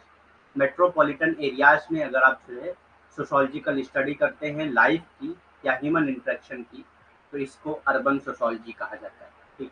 शहरी समाजशास्त्र महानगरीय क्षेत्रों में जीवन और मानव संपर्क का समाजशास्त्रीय अध्ययन, ठीक। शहरी समाजशास्त्र महानगरीय क्षेत्रों में जीवन और मानव संपर्क का समाजशास्त्रीय अध्ययन। अगर जो है आप जीवन और मानव संपर्क का समाजशास्त्रीय अध्ययन करते हैं कहाँ पे, शहरी क्षेत्रों में, महानगरीय क्षेत्रों में, तो इस चीज को क्या कहेंगे, शहरी समाजशास्त्र कहेंगे, ठीक। इसको क्या कहेंगे, शहरी समाजशास्त्र कहेंगे। Notably, George Simmel is widely considered the father of urban sociology. तो जॉर्ज सिमेल को ही कहा जाता है फादर ऑफ अर्बन सोसाइटी। तो ये याद रखिएगा, for his contribution to the field in his work such as the metropolis and mental life, क्योंकि इनका जो कंट्रीब्यूशन है, बहुत सारे वर्क इन्होंने किए हैं अर्बन लाइफ के ऊपर, जिसमें एक है the metropolis and the mental life, ठीक, पब्लिश इन 1903, जो 1903 में पब्लिश हुई, मेट्रोपोलिस एंड मेंटल लाइफ, जो अर्बन सोशोलॉजी से रिलेटेड है। तो इनके इस कंट्रीब्यूशन की वजह से जॉर्ज सिमेल को फादर ऑफ अर्बन सोशोलॉजी माना जाता है, ठीक। विशेष रूप से 1903 में प्रकाशित the metropolis and mental life, तो 1903 में प्रकाशित the metropolis and mental life जैसे कार्यों में क्षेत्र में उनके योगदान के लिए जॉर्ज सिमेल को व्यापक रूप से शहरी समाजशास्त्र का जनक माना जाता है। तो व्यापक रूप से शहरी समाजशास्त्र का जनक किसको माना जाता है, जॉर्ज सिमेल को माना जाता है। क्यों, क्योंकि इन्होंने बहुत सारे कंट्रीब्यूशन किए हैं, ठीक, बहुत सारा योगदान है इनको शहरी समाज क्षेत्र में, जिसमें एक आता है जो 1903 में प्रकाशित हुआ था, the metropolis and mental life. तो ये कई बार एग्जाम में पूछा गया है, मेट्रोपोलिस एंड मेंटल लाइफ जो है ये किसका वर्क है, तो ये जॉर्ज सिमेल का। तो आप याद रखिएगा इसको, metropolis and mental life.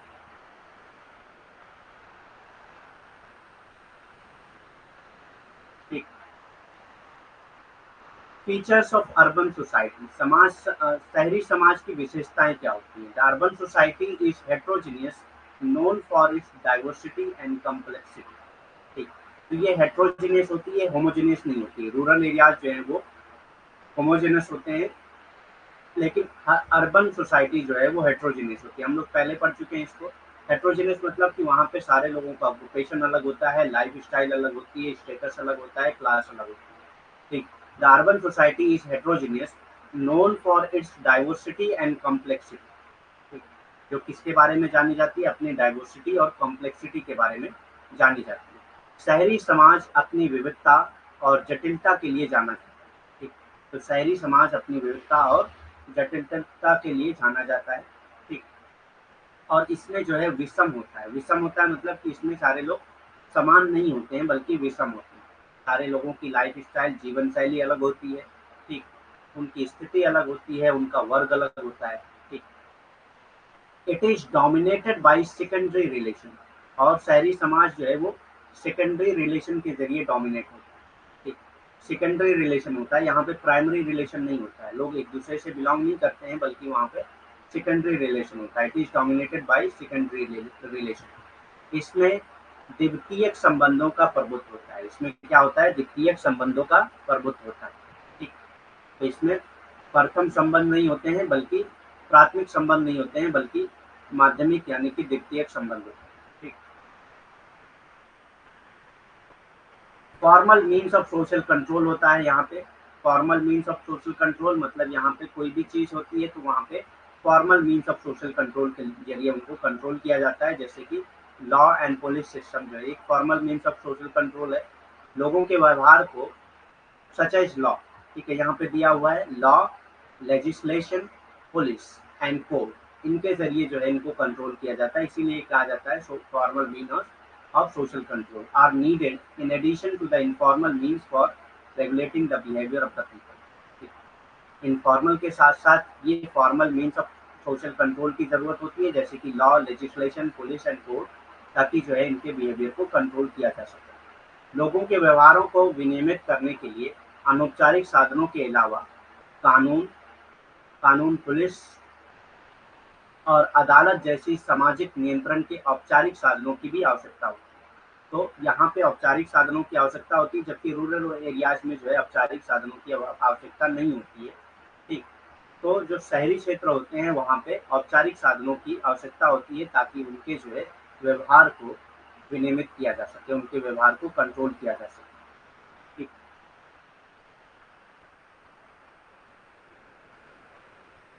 Origin of urban sociology, urban sociology की ओरिजिन कैसे हुई थी, शहरी समाजशास्त्र की उत्पत्ति कैसे हुई थी, तो ये देखते हैं हम लोग। The university of Chicago is the origin of urban sociology in the United state. United state में जो अर्बन सोशोलॉजी का ओरिजिन हुआ वो कहाँ से हुआ, यूनिवर्सिटी ऑफ शिकागो से हुआ। ठीक, शिकागो विश्वविद्यालय, शिकागो विश्वविद्यालय संयुक्त राज्य अमेरिका में शहरी समाजशास्त्र का मूल है। ठीक, तो सबसे पहले जो शहरी समाजशास्त्र है वो कहाँ से शुरू हुआ, शिकागो विश्वविद्यालय से शुरू हुआ। शिकागो यूनिवर्सिटी से सबसे पहले सामाजिक अर्बन सोशोलॉजी का ओरिजिन शुरू हुआ। ठीक, यूनाइटेड स्टेट में। अब ये कैसे हुआ था देखते हैं। The urban environment surrounding the university provided the perfect laboratory for scholar like Robert Park and Ernest Burgess to study the city. क्योंकि जो शिकागो यूनिवर्सिटी थी,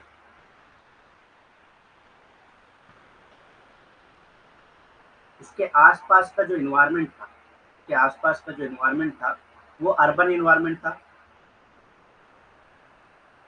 तो एक बेस्ट प्लेस जो है ये प्रोवाइड कर रहा था अर्बन स्टडीज के लिए, जिसमें रॉबर्ट एजरा पार्क और अर्बन बर्जेस ने जो है स्टडी किया। ठीक है, सिटी की स्टडी किया।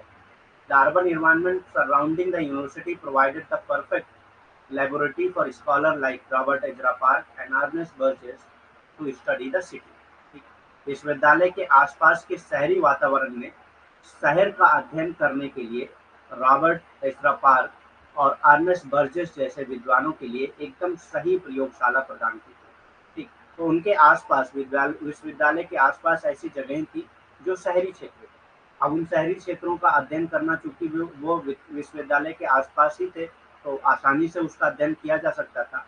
तो उनमें से रॉबर्ट एजरा पार्क और अर्नेस्ट बर्जेस ने जो है शहरी क्षेत्रों का अध्ययन वहीं पे किया था। ठीक, क्योंकि ये लोग शिकागो यूनिवर्सिटी से ही बिलोंग करते हैं। ठीक, वहीं पे इन्होंने स्टडी किया है। P C Joshi has suggested 3 approach to land reform. P C Joshi ने जो है 3 अप्रोच सजेस्ट किए हैं लैंड रिफॉर्म के लिए। लैंड रिफॉर्म के बारे में हम लोग पढ़ चुके हैं, पीसी जोशी को हम लोगों ने नहीं पढ़ा था, इसीलिए इसको मैंने रिपीट किया है। पीसी जोशी ने भूमि सुधारों के लिए 3 दृष्टिकोण सुझाए हैं। ठीक, भूमि सुधार के लिए 3 दृष्टिकोण बताया है पीसी जोशी ने। अब क्या क्या बताया देखते हैं। सबसे पहले इन्होंने बताया है गांधीयन अप्रोच। सबको हम लोग डिटेल में पढ़ेंगे। सबसे पहले इन्होंने बताया है गांधीयन अप्रोच, उसके बाद द रेडिकल नेशनलिस्ट अप्रोच, फिर उसके बाद रेडिकल नेशनलिस्ट अप्रोच,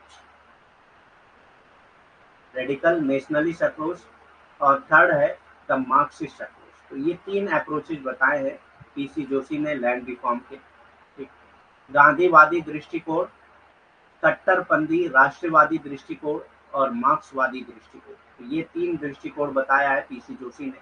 हम लोग इसको वन बाय वन बहुत डिटेल में पढ़ते हैं। द गांधीयन अप्रोच, गांधीवादी दृष्टिकोण क्या है। The Gandhian view does not bring out directly the contradiction of Indian rural society in regard to its land relation. गांधीवादी दृष्टिकोण भारतीय ग्रामीण समाज की भूमि संबंधों के संबंध से में सीधे तौर पर अंत विरोधों का सामने नहीं आते, मतलब ये विरोध नहीं करते हैं रूरल लैंड रिलेशन में। ठीक है, the Gandhian view does not bring out directly the contradiction, ये जो है कॉन्ट्राडिक्शन नहीं लाते of Indian rural society in regarded to its land and relation, land और रिलेशन के बीच में जो है ये कॉन्ट्राडिक्शन नहीं लाते। गांधीवादी दृष्टिकोण भारतीय ग्रामीण समाज के भूमि संबंधों के संबंध में सीधे तौर पर अंतर विरोधों का सामना नहीं करते। ठीक, अब ये क्या है गांधीवादी दृष्टिकोण? However, Vinoba Bhave started a movement which is known as Gram Dan. Vinoba भावे ने एक मूवमेंट स्टार्ट किया था जिसका नाम था ग्राम दान। तो ये गांधीवादी ही थी कि ग्राम दान मूवमेंट का इन्होंने इस्तेमाल किया, मूवमेंट चलाया था, जिसको भूमि दान भी कहा जाता है। ठीक, भूमि दान भी कहा जाता है। हालांकि विनोबा भावे ने एक आंदोलन शुरू किया था जिसे ग्रामदान के नाम से जाना जाता है या भूमिदान के नाम से जाना जाता है। इसमें क्या होता था कि ये लैंडलॉर्ड से जाकर रिक्वेस्ट करती थी, विनोबा भावे जो है वो लैंडलॉर्ड से जाकर रिक्वेस्ट करते थे कि अपने लैंड का कुछ पार्ट जो है ये क्या करें। विनोबा भावे जो है वो रिक्वेस्ट करते थे कि अपने लैंड का कुछ पार्ट जो है वो जाकर क्या करें, जो गरीब हैं जिनके पास जो लैंडलेस लेबरर हैं उनको जो है वो डोनेट कर दें। ठीक, उनको डोनेट कर दें, दान कर दें। उसी का नाम था भूमिदान। ठीक, उसी से लिया गया भूमिदान। ठीक, या Gramdan. This movement approach the landlord to part away with their surplus land. ठीक, तो ये मूवमेंट क्या था? लैंडलॉर्ड्स के पास पहुंचते थे और कहते थे कि जो उनके पास सरप्लस लैंड है, जिनका कोई यूज नहीं है, वो क्या करें, डोनेट करते हैं as a donation to give to those who are landless peasant. तो उनको दिया जाए जो लैंडलेस पीजन। ठीक, इस आंदोलन ने जमींदारों से संपर्क किया और ये कहा कि जो भूमिहीन किसान है उनको देने के लिए अपनी अधिशेष भूमि, ऐसी भूमि जो अधिशेष है, जिनका इस्तेमाल वो लोग नहीं करते हैं, तो ऐसी भूमि को जो है वो जो भूमिहीन किसान हैं उनको दे दिया गया। तो इसका नाम इसीलिए रखा भूमिदान या ग्रामदान। ठीक, तो समझ में आ गया विनोबा भावे ने जो मूवमेंट चलाया था।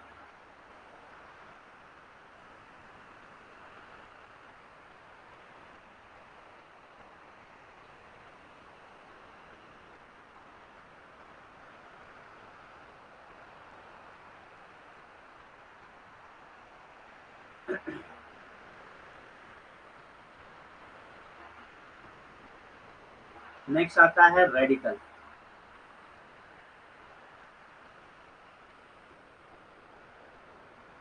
अच्छा, अभी इसमें है अभी गांधीयन अप्रोच में। In the initial stages, responses to this movement was satisfactory. Initial stage में तो जो लैंडलॉर्ड्स थे वो मतलब ये मूवमेंट जो था वो सेटिस्फैक्ट्री था। सेटिस्फैक्ट्री इसलिए था क्योंकि जो लैंडलॉर्ड्स थे वो अपनी जो भी सरप्लस लैंड थे उनको डोनेट करना शुरू कर दिया था उन्होंने। पारंपरिक अवस्था में इस आंदोलन की प्रक्रिया संतोषजनक थी कि बाद में आंदोलन ठंडा पड़ गया। At later stage the movement cooled down. तो शुरुआत में जब इन्होंने शुरू किया मूवमेंट, तो उस वक्त तो लोगों ने डोनेट करना शुरू कर दिया था, लेकिन बाद में जो ये मूवमेंट ठंडा पड़ गया, लोगों ने डोनेट करना बंद कर दिया था। ठीक है, बाद में आंदोलन ठंडा पड़ गया था और लोगों ने डोनेट करना यानी कि दान देना बंद कर दिया था। शुरू में कुछ जो है जो जमींदार थे जिनके पास जो है अधिशेष जमीनें थी, उन्होंने दान किया था, लेकिन बाद में जो है ये आंदोलन ही ठंडा पड़ गया। ठीक,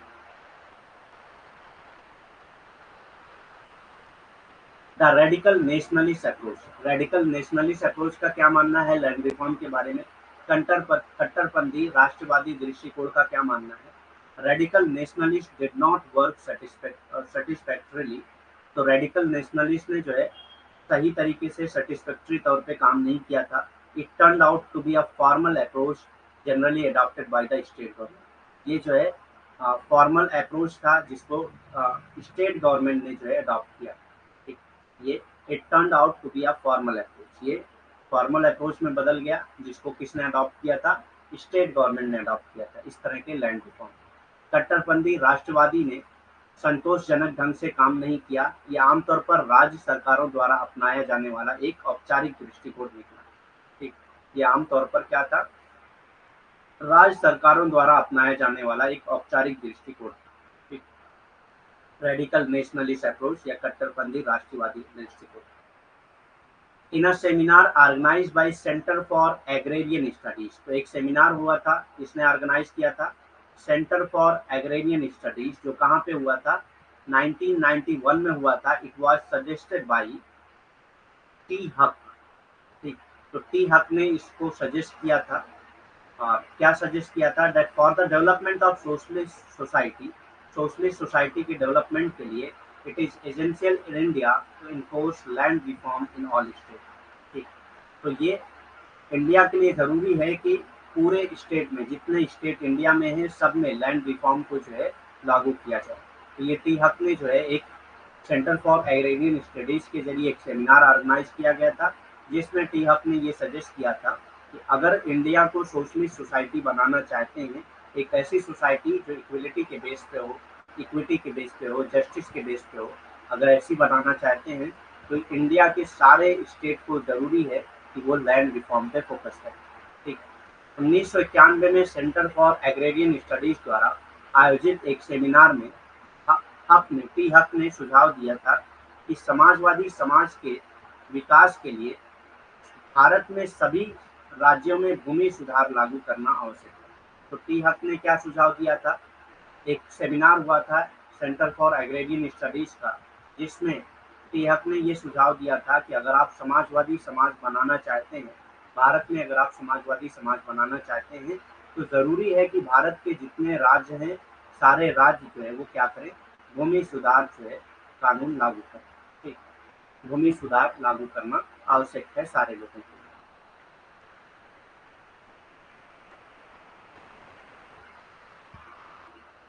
नेक्स्ट कॉन्सेप्ट आता है स्ट्रेटिफिकेशन।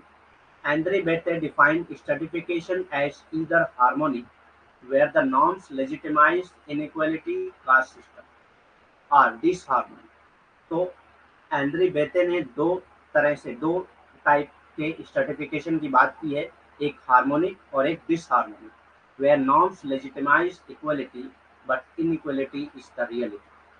ठीक, तो एंड्री बेते क्या कहते हैं कि दो तरह के स्ट्रेटिफिकेशन होते हैं, चाहे वो हार्मोनिक। हार्मोनिक क्या है? जहाँ पे नॉर्म्स जो है वो लेजिटिमाइज करती हैं इनइक्वलिटी को, जैसे कि कास्ट सिस्टम। कास्ट सिस्टम में जो नॉर्म्स हैं, जो वैल्यूज है, वही जो है क्या करती हैं? लेजिटिमाइज करती हैं इक्वलिटी को। मतलब बताती हैं कि ठीक है, यहाँ पे इनइक्वलिटी ब्राह्मण इसलिए ऊंचे, मतलब इनकी हायरार्की जो है ऊंची इसलिए है क्योंकि हायरार्की में जो हायरार्किकल प्लेस है उसमें ऊंची पे सबसे ब्राह्मण इसलिए है क्योंकि ये धर्म ने कहा, ये रिलीजन में है। ठीक, तो इसको जो है नॉर्म्स जो है लेजिटिमाइज करते हैं इनइक्वलिटी को, इसी को हार्मोनिक कहा जाता है। अगर जो है नॉर्म्स खुद लेजिटिमाइज करें इनइक्वलिटी को, तो उसको हार्मोनिक कहा जाता है। और एक तरह की और स्ट्रेटिफिकेशन की बात करते हैं एंड्रे बेते, जिसका नाम है डिसहार्मोनिक। डिसहार्मोनिक मतलब where norms legitimise equality but inequality is the reality. जहाँ पे नॉर्म्स को लेजिटिमाइज करती हैं कि इक्वलिटी है, लेकिन जो है रियलिटी में जो है वहाँ पे इनइक्वलिटी होती है। नॉर्म्स तो कहते हैं कि यहाँ पे इक्वलिटी होना जरूरी है, लेकिन वहाँ पे इनइक्वलिटी होती है, तो इसको डिसहार्मोनिक कहा जाता है। ठीक है,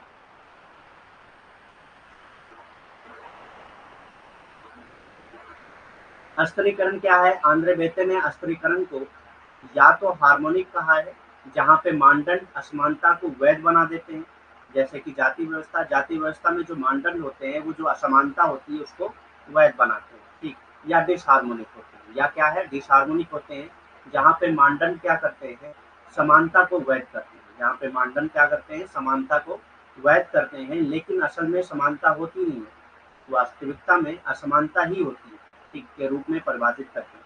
तो ये चीज़ें आपसे पूछी जा सकती है एग्जाम में कि एंड्रे बेटे ने जो है किस तरह से क्लासीफाई किया है सर्टिफिकेशन को। तो एक जो है उन्होंने हार्मोनिक और डिसहार्मोनिक के बेस पे किया। हार्मोनिक क्या है? जहाँ पे नॉर्म्स जो है वो लेजिटिमाइज करते हैं इनइक्वलिटी को, और डिसहार्मोनिक जहाँ पे नॉर्म्स जो है लेजिटिमाइज करते हैं इक्वलिटी को, लेकिन रियलिटी में क्या होती है? इनइक्वलिटी होती है। यहाँ पे जो मानदंड है वो क्या करते हैं? असमानता को ही बढ़ावा देते हैं, लेकिन वास्तविकता में जो है असमानता ही होती है।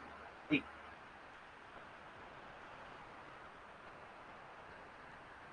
Difference between sociology and common sense. Andre Beteille ने ही किया है difference between sociology and common sense. Andre Beteille points out that sociology is different from common sense. Andre Beteille ने कहा है कि सोशोलॉजी जो है वो कॉमन सेंस से अलग है, as it has a body of concept, क्योंकि इसके अंदर जो है कॉन्सेप्ट है, मेथड्स हैं, डाटा है, no matter how loosely coordinated. ये ज़रूरी नहीं है कि वो कितना लूज़ली कोऑर्डिनेटेड है। कॉन्सेप्ट, मेथड और डाटा तो होते हैं, लेकिन ये बहुत लूज़ली कोऑर्डिनेटेड होते हैं। तो एंड्रे बेथे कहते हैं ये पॉइंट ज़रूरी नहीं है कि ये कोई मैटर नहीं है इसमें कि अगर कोई जो है ये लूज़ली कोऑर्डिनेटेड हों, लेकिन कॉन्सेप्ट, मेथड और डाटा है तो इसमें कॉमन सेंस से सोशियोलॉजी अलग है। For which common sense of even the most accurate and well informed kind can not substitute. जिसको जो है कॉमन सेंस सब्स्टिट्यूट नहीं कर सकता। ठीक, मतलब इसका बदल नहीं हो सकता, सोशियोलॉजी का बदल जो है वो कॉमन सेंस नहीं हो सकता। समाजशास्त्र और सामान्य ज्ञान के बीच अंतर एंड्रे बेथे ने किया है। एंड्रे बेथे बताते हैं कि समाजशास्त्र सामान्य ज्ञान से अलग है, क्योंकि इसमें अवधारणाएं होती हैं, विधियां होती हैं, डेटा होते हैं, चाहे कितना भी शिथिल रूप से हो, लेकिन होती हैं। ठीक, जिसके लिए सबसे तीव्र और अच्छी तरह से सूचित प्रकार का सामान्य ज्ञान भी स्थानान अस्था स्थानापन्न नहीं कर सकता, मतलब उसका बदल नहीं हो सकता है। ठीक है, तो जिसके लिए कि अगर पूरी तरह से डेवलप हो, पूरी तरीके से अच्छी तरीके से सूचित प्रकार का सामान्य ज्ञान हो, तब भी जो है वो इसका स्थान नहीं ले सकता, समाजशास्त्र का स्थान नहीं ले सकता। ठीक, लिटिल एंड ग्रेट ट्रेडिशन, छोटी और बड़ी बड़ी परंपराएं, इसकी बात देखते हैं किसने किया था। रॉबर्ट रेडफील्ड ने किया था। The origin of little and great tradition is from Robert Redfield. तो इसका ओरिजिन कहाँ से हुआ था? लिटिल एंड ग्रेट ट्रेडिशन का रॉबर्ट रेडफील्ड से हुआ था।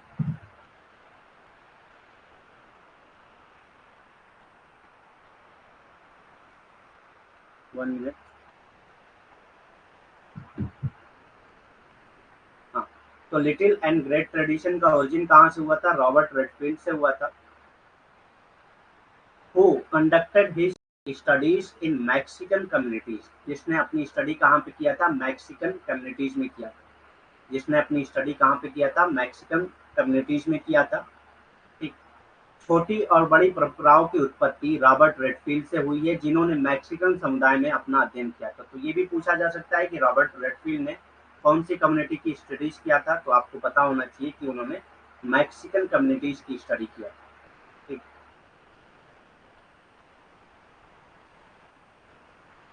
It was Redfield who talked about little communities. Redfield ने ही लिटिल कम्युनिटीज की बात की है। For him little communities was a village.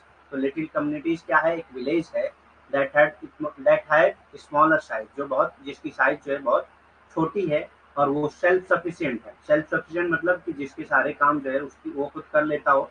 ठीक, किसी और चीज पे डिपेंड ना होता हो। ठीक, सेल्फ सफिशिएंट हो एंड रिलेटिवली आइसोलेटेड हो, और जो है ये आइसोलेटेड होता है। ठीक, तो एक ऐसे गांव को इन्होंने लिटिल कम्युनिटी कहा है जो बहुत छोटे साइज में है, सेल्फ सफिशिएंट है और रिलेटिवली आइसोलेटेड। ठीक, ये रेडफील्ड ही था जिसने छोटे समुदाय के बारे में बात की है। उनके लिए छोटा समुदाय एक ऐसा गांव था जिसका आकार छोटा हो, आत्मनिर्भर हो और अपेक्षाकृत अलग थलग रहता हो। तो ऐसे गांव को उन्होंने लिटिल कम्युनिटी कहा। ठीक, ऐसे गांव को उन्होंने छोटा समुदाय कहा। ठीक, छोटा समुदाय या छोटे समुदाय कहा है।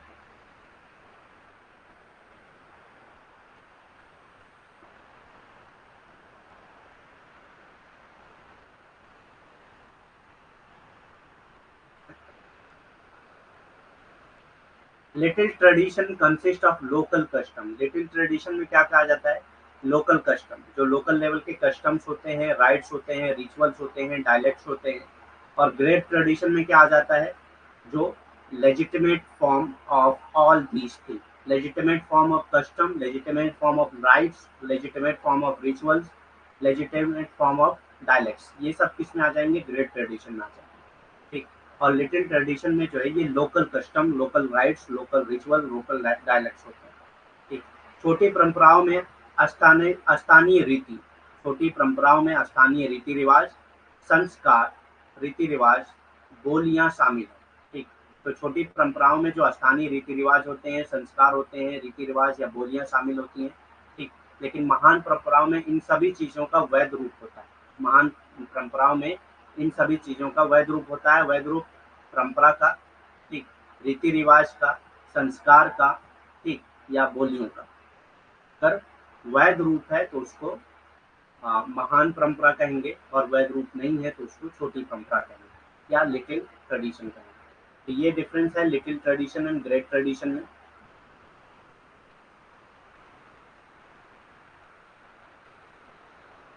मैकी Marriott found that when little tradition and great tradition interact with each other, two type of movement are observed, upward and downward। तो ये कहते हैं कि जब लिटिल ट्रेडिशन और ग्रेट ट्रेडिशन जो है एक दूसरे के साथ इंटरेक्ट करते हैं तो दो तरह का मूवमेंट होता है, upward movement and downward movement. दो तरह का मूवमेंट होता है, एक अपवर्ड मूवमेंट और एक डाउनवर्ड मूवमेंट। मैकिम मैरियोट ने पाया कि जब छोटी परंपरा एक महान परंपरा एक दूसरे के साथ परस्पर क्रिया करती है, जब छोटी परंपरा और महान परंपरा जो है एक दूसरे के साथ परस्पर क्रिया करती हैं तो दो प्रकार की गतियां देखी जाती हैं। एक देखी जाती हैं ऊपर और नीचे की तरफ। ठीक, अब ये ऊपर और नीचे की तरफ गतिविधियां क्या हैं, तो इसको इन्होंने नाम दिया यूनिवर्सलाइजेशन और पैरोकियलाइजेशन, सार्वभौमिकरण।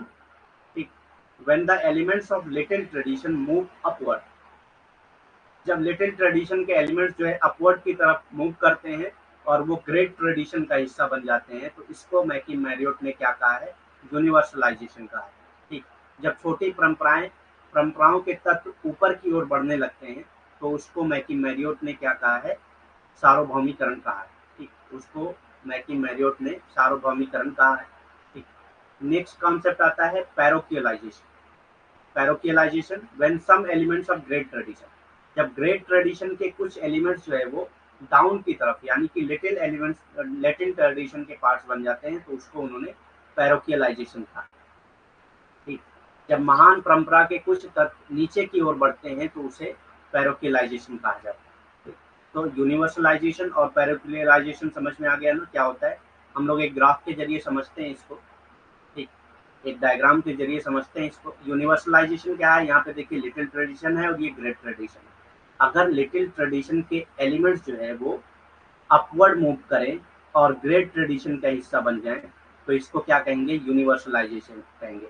Elements of little tradition moves upward तो इसको यूनिवर्सलाइजेशन कहेंगे। ठीक, और अगर ग्रेट ट्रेडिशन के जो एलिमेंट्स हैं वो डाउनवर्ड मूव करें तो इसको पैरोकियलाइजेशन कहेंगे। ठीक, लिटिल ट्रेडिशन के एलिमेंट्स अपवर्ड मूव करें तो इसको क्या कहेंगे, यूनिवर्सलाइजेशन कहेंगे। और ग्रेट ट्रेडिशन के एलिमेंट्स जो है वो डाउनवर्ड मूव करें यानी कि लिटिल ट्रेडिशन का हिस्सा बन जाए तो उसको पैरोकियलाइजेशन कहेंगे। ठीक, यहाँ पे देखिए ये एरो देखिए, ये अगर लिटिल ट्रेडिशन जो है वो ग्रेट ट्रेडिशन का हिस्सा बन जाए तो यूनिवर्सलाइजेशन, और ग्रेट ट्रेडिशन जो है लिटिल ट्रेडिशन का हिस्सा बन जाए तो पैरोकियलाइजेशन। ठीक, समझ में आया क्या होता है ये। नेक्स्ट कॉन्सेप्ट आता है विलेज रिपब्लिक, ग्राम गणतंत्र। The concept of village republic is developed by Charles Metcalfe. Charles Metcalfe ने जो है विलेज रिपब्लिक का कॉन्सेप्ट दिया था, तो आप कंफ्यूज मत होइएगा गांधी के साथ। And later develop by M K Gandhi in India, India में गांधी ने ही इसको डेवलप किया है, लेकिन ये कॉन्सेप्ट जो है विलेज रिपब्लिक का ये चार्ल्स मेडकॉफ ने किया था। ठीक, ग्राम गणतंत्र की अवधारणा चार्ल्स मेडकॉफ द्वारा विकसित की गई थी और बाद में भारत में एम के गांधी द्वारा विकसित की गई। तो ये कंफ्यूज मत होइएगा, अगर आपको पूछे कि फर्स्ट टाइम किसने दिया था तो ये मेडकॉफ हो जाएंगे, और इंडिया में किसने दिया था तो ये गांधी हो जाएंगे। ठीक, लिटिल रिपब्लिक छोटा गणतंत्र क्या है। In 1806 Thomas Munro later governor of Madras, Thomas Munro जो है बाद में मद्रास के गवर्नर बने, उन्होंने पहली बार 1806 में डिस्क्राइब किया था इंडियन विलेज को एज लिटिल रिपब्लिक। इन्होंने इंडियन विलेज को लिटिल रिपब्लिक कहा था क्योंकि ये सेल्फ सफिशिएंट थे, सेल्फ फुलफिलिंग थे, मतलब जो विलेज थे वो सेल्फ सफिशिएंट थे। And India as a mass of such republic, और इंडिया को as a mass of such republic माना। ठीक, 1806 में बाद में मद्रास के गवर्नर थॉमस मुनरो ने सबसे पहले भारतीय गांव को छोटा गणतंत्र कहा था और भारत को ऐसे गणराज्यों का एक समूह के रूप में वर्णित किया है। ठीक, उसके बाद जो है 1806 के बाद 1832 में चार्ल्स मेडकॉफ ने भी इसका नाम दिया था लिटिल रिपब्लिक का, famously term Indian village as little republic. ठीक, 1832 में चार्ल्स मेडकॉफ ने प्रसिद्ध रूप से भारतीय गांव को छोटे गणराज्य कहा। ठीक, तो ये कंफ्यूज मत होइएगा। लिटिल रिपब्लिक की अगर बात होगी तो चार्ल्स मेटकॉफ पहले नहीं आएंगे। हाँ, विलेज रिपब्लिक की बात होगी तो वो हाँ, चार्ल्स मेटकॉफ पहले आएंगे। तो चार्ल्स मेटकॉफ, अगर लिटिल रिपब्लिक की बात हो रही है तो थॉमस मुनरो पहले आते हैं, क्योंकि उन्होंने 1806 में इंडियन विलेज को कहा था लिटिल रिपब्लिक। एंड्रे बेते क्या कहते हैं? For Beteille evolution and organisation are two source of inequality. Andre Beteille कहती है कि इवोल्यूशन और ऑर्गेनाइजेशन जो है वो दो सोर्स हैं इनइक्वालिटी के। बेते के लिए मूल्यांकन और संगठन जो है वो असमानता के दो स्रोत। एंड्रे बेते कहते हैं कि मूल्यांकन और संगठन जो है वो असमानता के दो स्रोत हैं। तो ये भी याद रखिएगा आप। Inequality is inherent in the human society, और कहते हैं कि इनइक्वालिटी जो है वो ह्यूमन सोसाइटी का इनहेरेंट पार्ट है, मतलब उसमें होता ही होता है। And culture and power are roots which facilitate evolution and organisation. ठीक, और कल्चर और पावर जो है यही इवोल्यूशन और ऑर्गेनाइजेशन को फैसिलिटेट करते हैं, जो क्या करता है? इनइक्वालिटी को जन्म देता है। ठीक, और असमानता मानव समाज में निहित और सांस्कृतिक और शक्ति मूल है, जो मूल्यांकन और संगठन की सुविधा प्रदान करते हैं। तो जो असमानता क्या है? मानव समाज में निहित होता है, और संस्कृति और शक्ति जो है ये क्या करते हैं? मूल्यांकन और संगठन की सुविधा प्रदान करते हैं, जो क्या करता है? असमानता को पैदा करता है। Bethe says that agrarian society in India can be understood both terms of class as well as caste. तो ये कहते हैं कि इंडिया में जो एग्रेरियन सोसाइटी है उसको आप जो है क्लास और कास्ट दोनों के टर्म में समझा जा सकता है। And there is twofold link between caste and class, और कहते हैं कि ये दो फोल्ड लिंक है कास्ट और क्लास के बीच। बेटे का कहना है कि भारत में तिरसठ समाज को वर्ग और जाति दोनों के संदर्भ में समझा जा सकता है, और जाति और वर्ग के बीच दोहरी कड़ी है। ठीक, जाति और वर्ग के बीच दोहरी कड़ी है। First class relation are legitimised and sanction by the caste system. तो फर्स्ट क्लास रिलेशन क्या है? वो लेजिटिमाइज है, और किसके जरिए सैंक्शन की जाती है? कास्ट सिस्टम के जरिए। सबसे पहले जाति व्यवस्था द्वारा वर्ग संबंध को वैध और स्वीकृत किया जाता है। सबसे पहले क्या किया जाता है? जाति व्यवस्था को के द्वारा वर्ग संबंध को वैध और स्वीकृत किया जाता है। उसके बाद क्या होता है? The lifestyle of upper caste requires them to desist not to work. ठीक, तो अपर कास्ट की जो लाइफ स्टाइल होती है वो उनको रोकती है कि वो काम ना करें from working with their hand, and this is a powerful sanction for their upper class ranking. और यही जो है उनके अपर क्लास रैंकिंग की पावरफुल सैंक्शन है। उच्च जातियों की जीवन शैली उन्हें अपने हाथों से काम करने से रोकती है की आवश्यकता होती है, और ये उनके उच्च वर्ग की रैंकिंग के लिए एक शक्तिशाली मंजूरी है। ठीक, तो कास्ट सिस्टम ही उसको लेजिटिमाइट करता है, ये कहते हैं। इसीलिए कास्ट और क्लास को जो है आप टू फोल्ड के तौर पे समझ सकते हैं, टू फोल्ड क्लासिफिकेशन के तौर पे समझ सकते हैं।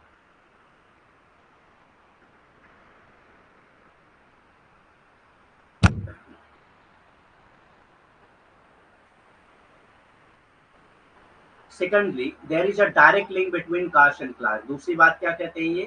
कि डायरेक्ट लिंक है कास्ट एंड क्लास के बीच में। As the upper caste such as Brahmin and Rajput. तो अपर कास्ट जैसे कि ब्राह्मण और राजपूत जो है वह ट्रेडिशनली लैंड ओनर, ये जो है पहले से ही लैंड ओनर थे। The middle class were traditionally tenants, और जो मिडिल क्लास थे वो ट्रेडिशनली टेनेंट्स थे, यानी कि मिडिल कास्ट के लोग जो थे वो ट्रेडिशनली टेनेंट्स थे। And the lower caste are untouchable and labourers, और लोअर क्लास जो है वो अनटचेबल्स और लेबरर्स थे। इसीलिए एंड्रे बेते कहते हैं कास्ट और क्लास को जो है एक ही साथ समझा जा सकता है।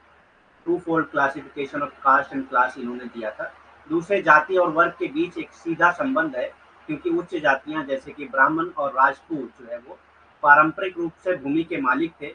मध्य जातियां पारंपरिक रूप से किराएदार थे, और निचली जातियां अछूत मजदूर हैं। ठीक, तो इन्होंने ये दो टाइप की इनइक्वालिटी की बात करती हैं। एक है कम्यूटेटिव करते हैं, मतलब एक है कम्यूटेटिव इनइक्वालिटी और दूसरा है डिस्पर्स इनइक्वालिटी। संचयी असमानता और दूसरा है disperse inequality. Link between caste and class has been called cumulative inequality. Caste और क्लास के बीच में जो लिंक है उसी को कम्यूटेटिव इनइक्वालिटी कहा जाता है। क्रम विनिमय जाति और वर्ग के बीच की कड़ी को संचयी असमानता कहा जाता है। ठीक, क्लास और क्लास के बीच में अगर लिंक है तो उसको कम्यूटेटिव इनइक्वालिटी कहा जाता है।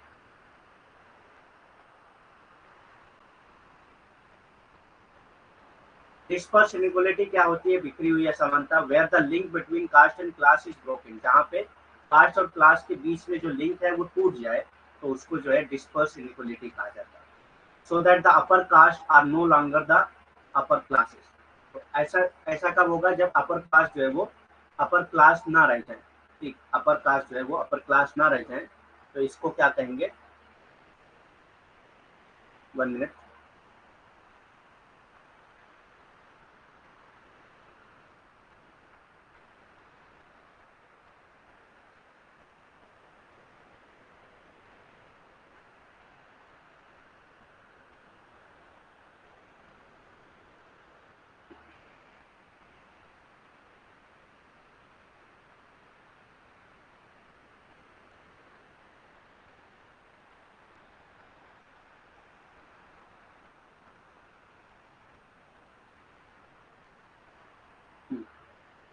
अगर अपर क्लास जो है वो अपर कास्ट ना रह जाए, अपर कास्ट जो है वो अपर क्लास ना रह जाए तो इस तरह की इनइक्वालिटी को डिस्पर्स इनइक्वालिटी एंड्रे बेते ने कहा।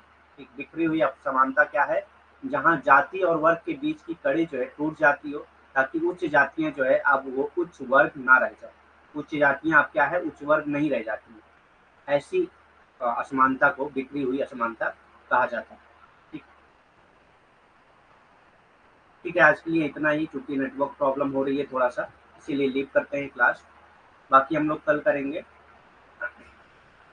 रिफिकेशन संशोधन, द रूरल अर्बन कॉन्टिनेंट, और जो है हम लोग अर्बन मिडिल क्लास तो कर चुके हैं। सब अल्टर्न पर्सपेक्टिव, ये जो है हम लोग कल करेंगे तीनों टॉपिक। आज के लिए लीव करते हैं class. Thank you very much. और भी कोई क्वेश्चन है तो कर सकते हैं।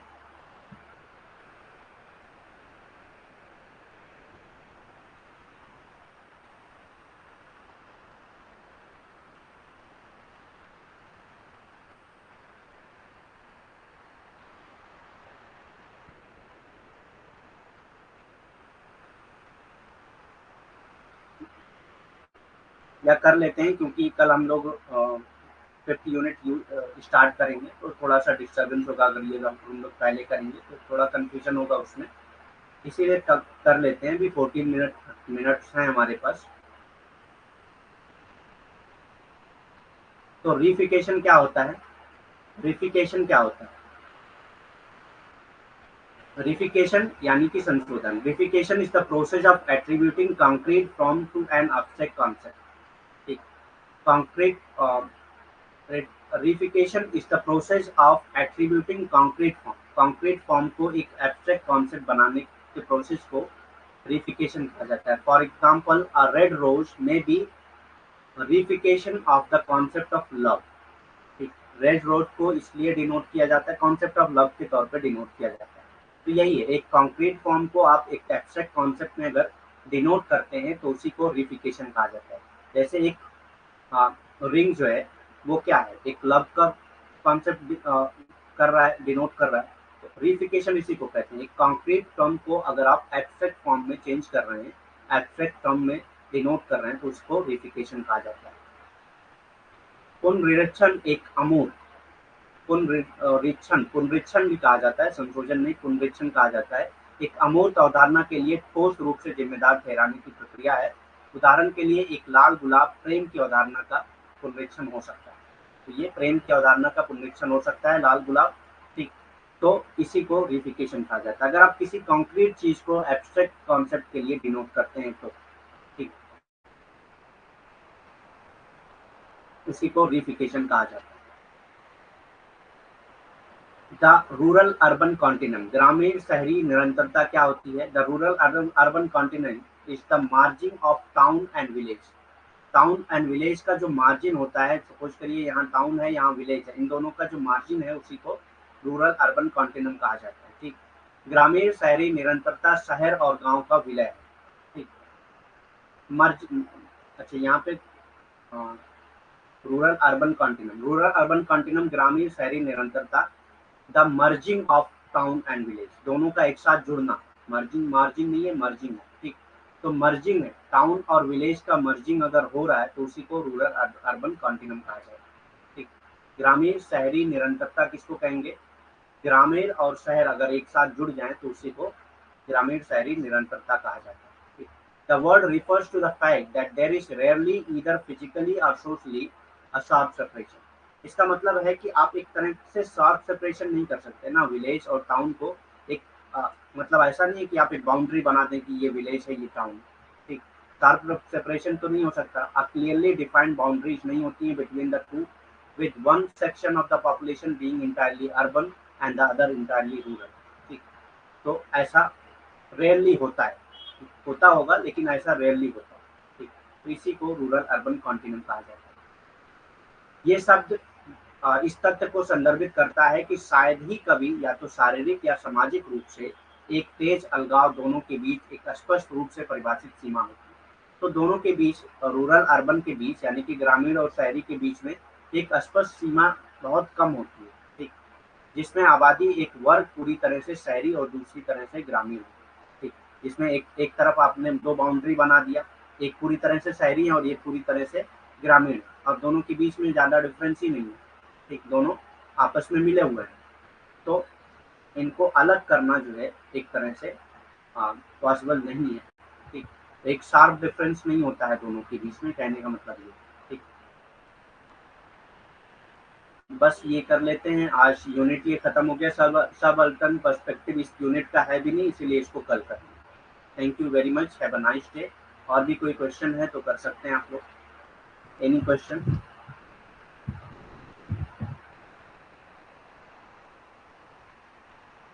नहीं है तो फिर लीव करते हैं। Thank you very much. कल हम लोग मिलते हैं फिर 2 बजे।